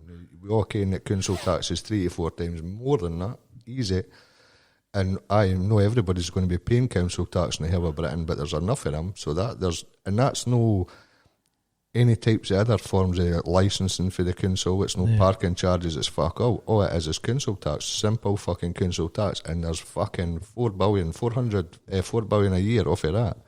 But if you break that and deconstruct it, what are you paying for? What's the council tax for? It's not for the water because you've got water rates. Is it for the bucket man? If everybody in the flats over behind us all puts in a £5, why are they turning up in a fucking stinking bastard motor and no driving Lamborghinis? In one fucking block of flats, there must be a fortune coming out of it. And there's the administration, Alan, and there's the cunt at the top of the tree, and the one that's up above him, and the one above him, and it's when you start looking at that structure, and that's the wobbly one, because you've got you at the bottom, you're paying a £5 a week or whatever you're fucking doing. Again, I didn't focus on numbers, but the pyramid used to be like that, and at the top of the tree is the director, he's the boss. Now it's that. We've imploded because the guy at the bottom doing tattoos for a couple of quid, he's paying the money that keeps all these fuckers at the top. That is fucking sickening. Absolutely sickening. That's where it all needs knocked down. Total cabinet reshuffle. They give us the words. We just need to implement them. We need to say, enough of your fucking bullshit. You're giving yourself wage rises. The electric, the gas, and the oil companies are showing profit. How can you put the fucking price up if there is profit? The petrol you've put through the roof. It's now nearly £2 a fucking gallon for diesel. But there's 2 years we've never done fuck all. Where's the backlog? Because petrol didn't stop. The natural world as it evolves doesn't stop producing oil. It's constant. It's always there. And you're like, why are you raping people? You just spoke about turbines and the water coming down the hill, put a wee turbine in. Why is every single fucking flat, house, every single place that someone lives in not got a wind turbine on top of it? Why? Because there's no fucking money in it. There's no money in that. Why are they not running off a dynamo with a fucking hairdryer blowing every car right up a magnetic strip, just like these daft cunt Dodgem cars? Because then you can't use petroleum in the fucking tar, can you, smart cunt? All right, so that's again back to oil. Well, fuck off. Well, everything's petroleum based. That's everything, your drugs, the whole fucking lot, fucking lot, plastic, the whole lot. And that again, we're the idiots have got to pay for this. Why? You can't do this. What for? Oh, because you're contributing towards the fuck up in the ozone. Well, fucking shut up. You're telling me that fucking Stelios and these fucking aeroplanes isn't doing more a cunt and fuck up than me with a plastic bottle. I didn't invent fucking plastic. I certainly didn't make a profit of it. Why do you not go after the cunt and made that and tell him, stop making plastic, cunt, or we'll fine you? What? Why did they not just turn the tables on themselves? It's all profit, though, as we know. That's it. Exactly, but that's the big one for me, is where man stepped in, the wee manipulator and narcissist, he jumps in and he gives you words like profit against profit. So if Bob Marley can tell you, didn't he do that? They're going to say, no, we'll need you to buy that album. What for? Because we need to make profit. They change profit for profit, and people are confused by the fucking two now. They didn't understand when you're trying to tell them something for their benefit. No. But they'll go and buy a newspaper for 36 pence to listen to some twat bastard giving them lines and I believe it. How? Because it was in the paper. I'll see it on the news. Did you read that? All that stuff just baffles you. And here's my other question, right? If MAN, the narcissist and all of that, right? If there is a bigger picture, there is a bigger control, right? We're all being controlled. Why are they allowing us to free think at all? We've already said it. You can't stop it now. Can't stop Genie it. can't go back in the fucking bottle now. I know, but TikTok can be shut off. Social media can be shut off. They could find an excuse to do that. That's why I'm saying you've got black and white. There's a 2-horse race. They come in and says, let's create that. Let's give them microwave. What for? We'll cook their fucking head. The white hats like that. Aye, go for it. There we go. How are they? They're all right. Only some of them died. Magic. What we've got to do now? Give them Wi-Fi. That'll cook their fucking brains. No bother. Put it on. Yeah. Any of them? Just a couple. Right, go for 3G. 3G. Right. Now go for 4. Let's just fucking fry them. Go for 5. Now, that might sound like a conspiratorial heed with a tinfoil hat on, but let's give them the coronavirus. A jingle for that. Big Al's Tales from Under the Tinfoil Hats. Sorry, neighbour. Take the hat off and look at it for that. So there's a staged process. Now, did the mirror image. Create the macaroni virus. Create the virus. Just scare them. What for? So they can go, number 1, jab. Then what? Number 2, jab. Number 3, jab. And then a booster. Have we lost any yet? Oh, we're still counting. It's the same thing. If you go, like you found out yourself, take 0.03, I've just taken 3. Oh, fuck. Take the microwave, because it's all waves. You've already said it. We all resonate and we all vibrate. Click, click, click, click. If they just went like that, 5G, people's heads would just like candle wax coming out your fucking ears. Same with the macaroni. If they pumped it, how could they not just pump you with it all 4 in a winner? Because it'd be fucking blowing you up. They think that we're that daft. So where you've got the good guys saying, aye, do it. Because the strong-minded people all survive this. The weak ones, it's unfortunate. How many times you heard separating the wheat for the chaff? The wheat will fall and they will grow. The chaff will get blown to fuck, unfortunately. So again, it goes right back to what I said to you originally. You're shouting at people that are already awake. You're shouting at somebody that's already built a boat.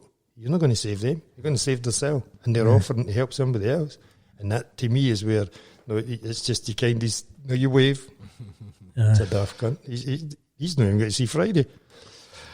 A lot of the time for me, when I'm trying to, like, I've had an account before and I fucking changed the name and then I fucking deleted that and had another one. And I keep fucking saying to myself, I'm not making any more TikToks, fuck it, I'm fucking sick of it.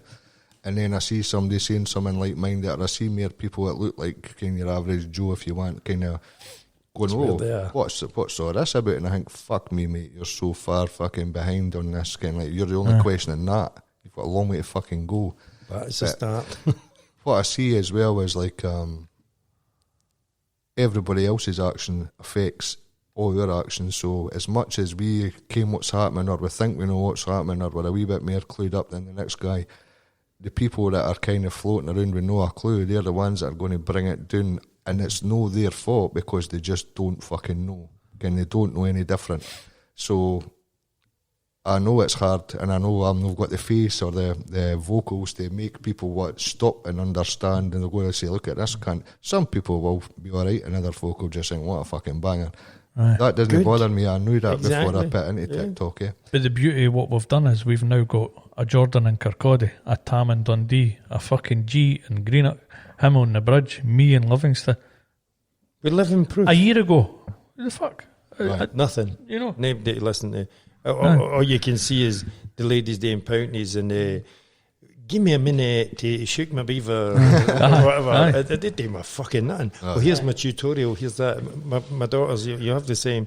The Christmas time. Oh, Dad, wait, you see this Zoella stuff? Who the fuck's Zoella? Oh, she's an influencer, da. And she makes perfume, does she? And she can make makeup as well. Fuck me. And she's a magic seamstress. Look at the lovely bags she's made as well. Are you buying this fucking rubbish? I didn't mind paying for it. I've honestly, my whole fucking life, I've played the game. Why have I played the game? Easy, because they didn't want the attention. If you ask me, if you say, oh, are you really buying this? Are you fucking nuts? Are you fucking high? Am I? Fuck. I've never bought into it. When I went and got the job and, yes, sir, let's get a mortgage, let's do all this and that. That was a total rebelliousness against who I was, and that was the monkey. The monkey had been driving for years, and I, what are you doing? Well, I need the job. I could end up in the prison. I could lose everything. But you never go to prison before, and we were doing all right. Fuck you, you didn't know what you're talking about. All right, come with you. On you go. Get to 2010, the Mayans have already told us, watch, the wheels are coming off. Then the monkey loses the fucking plot. He's like, you happy now, dickhead? You bought into this whole fucking thing, and look at you now.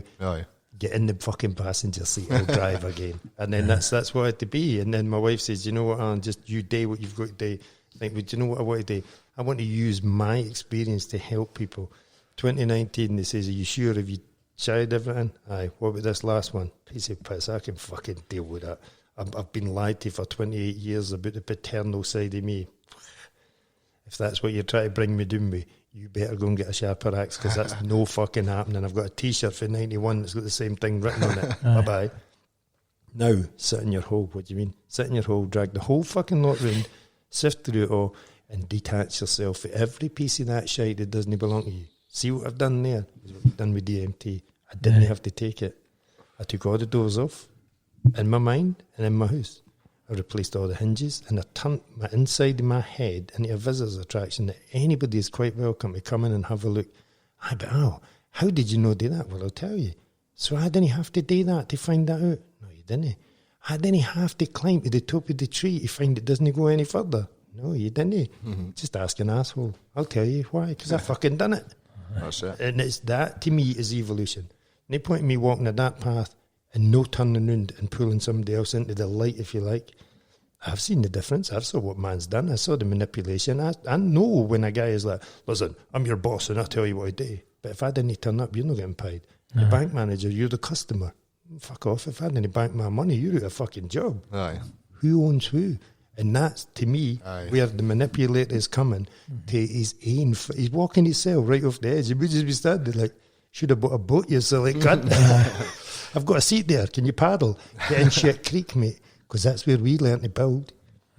It's where you say, you look at a boat and you're deconstructing, and you say, I can see how that goes back together. Just deconstruction.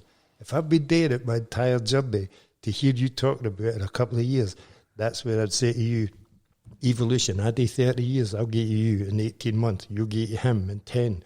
You'll pass it on in 6. Some smart bastard out there is going to get it in 3 days and be like, wow. Show me the door. How will I go home? Fuck's sake. It's fascinating, isn't it? Definitely. I find the whole journey fascinating, and watching you guys doing your thing, such a fucking relief. Us just sitting there, going out and getting other perspectives and everything else. We've never went down that road. And I know that Big G, he wants to go down that road, but he knows that there's a certain, do you know what I mean? But if you're the key, if you're the monkey that's going to open that door and like, I'm in. Now they'll be like, I'm in. Tom's got to be like, come back. Come back. Exactly. I never told you this part. If you open the door, you need to be, that's the way I've seen it. It's like you're standing there with a key and you're about to open that door. And before you open that door, you need to just fucking, the door is, once that's open, you've got to go with it. You can't try and shut the door. That's the genie do at the bottle. You've got to just keep moving. And you've got to remember that whatever you see and whatever happens and whatever goes on or however you feel, it's going to stop at some point. The DMT is only 15 to 20 minutes and that's it. Is that all you get? That's all you get. See, that's shit. I don't go for a few days. I don't go for a weekend retreat. No one that shit. See if they says to me, and he'll tell you the same, come into the cage, one day you'll see inside the cage and there's 2 half pints of glue. That is in the, anywhere is, in case of emergency, break the glass. No, just open the fucking tin and give me a carrier bag. I'm out of here. Tell me I'm terminally ill, and I guarantee I'll tell you exactly where I'll be, and most people that know me will know where I'll go. I'll blow mine fucking heat clean off with glue. I'll not bother with a shotgun. Fuck yeah, I'll go fucking flying. To the extent I'll probably come back and be like, oh, you're supposed to be dead. What happened? I don't know. The glue killed it. Just like everything fucking else. They'll tell you you've got this. Is it just them flipping a switch in your head to say, you're ill, look inside the eyes, you're going to die, 3, 2, 1, you're under. Start taking medication. What's killing you? Is it the thing they've told you or is it the medication? Oh, that's a gamble. I can't afford not to take it, I might die. Fuck that, man. Fuck off. If I'm gone, I'm gone. Again, that's it. You've got all these doodles, all these things. Somewhere in here will have a name. It says Big Al, and it'll have an expiry date. That's mine. That's when I go. It fucking doesn't interest me when, where, or how. I'm not interested. Again, if you can take DMT and it shows you the final day, that lets you get in a few things. What if you take it and it's that you're going to die as a result of too much DMT? Like, fuck, I'm here already. I didn't want to know. I'm not interested. I know I'm going. That's when the next part begins. And I'm fascinated by that. To see if it was all real. It'll be amazing to see what actually happens. I've seen quite a lot of stuff. There's loads in there. Quite a lot of sort of different stuff on the take of what happens and the way things are the new. One we sort of, it was a TikTok again, but they were saying about when you die, you're going to be faced with something and there's going to be 2 options. So they're going the red pill or the blue pill? I kind of like. How they know this? I don't fucking know, right? But they were saying, well, this guy was saying, like, basically what's going to happen is you're being kept here, or our souls are being kept here for the energy to be fed off our souls in this fucking closed system, blah, blah, blah. So if we get offered today this one thing, this is like coming back round again, reliving again, going through it all. He says, take the other option, which is fucking away to fuck, and that's you moving right on. Yeah. So, I don't know. I mean, it was interesting. See my thought on that one. See, mine, yeah, you had that option. See now, fucking, it's game over. It's done. This is the final journey. This is the last one. There is no reincarnation. You can fucking, if I'm wrong, when we get to the other side, you can punch me in the face, no bother at all. I'll get the roundup. I'll get DMT in. I can almost guarantee there is no coming back for this one. This is the final one. This is the final one. This takes us right in. I used to say that a lot. I used to say, if I'm not coming back doing this again, this better be my last I shot. saw mine's about 14-year-old, 1984, under a bridge, and I've spoken about it, I've drawn it, I can draw it, no bother at all. It's another one of these things. I put my hand up, I saw it, I was there, I spoke to my granny and I saw my granddad. The freaky thing was I'd never met my granddad. Right. There's all these wheels, you saw the inside, their gearbox, take the gearbox and stand it up. So each wheel is like that, and they turn very slowly. I've seen under the bridge. I've actually seen between the spaces of time. Or that's what I was telling gearbox, me. Yeah. It was like that. I'm sorry to cut you off. It was like a big cogs that were computer, like a kind of like just lines, like it'd been done on a computer sort of thing, and it felt weird. And it was like there's a path through this shit, and in my mind it was saying, and this wasn't DMT. This was something different. It was saying basically like this is the spaces between time. This is where you didn't go. This is where nobody goes. And I'm fucking in here. How the fuck am I in here? Sort of. Yeah. But it was weird, and that's the only way I could describe it. It's like being in the spaces between time. Mine's it's purgatory, and on each tooth is a soul magnetically stuck. They're no touching it. They're that far, but there's a space between them, and they're there. So when you fuck about and you get sent to the naughty step, if you're in the class and you get sent outside, you go and reflect on what you've done. See, all these people didn't get it first time round. That's where they go. They stay on there for a fucking eternity until a penny drops and they're like, fuck, I've got it.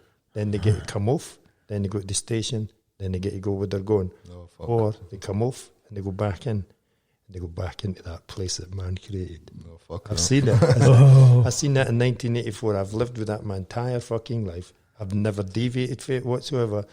But the strange one is that when you're in that purgatory, and if you've never got that's fine. You'll stay on there because at some point you will. I fast forward when I says I went to the college, I wanted to do the school thing.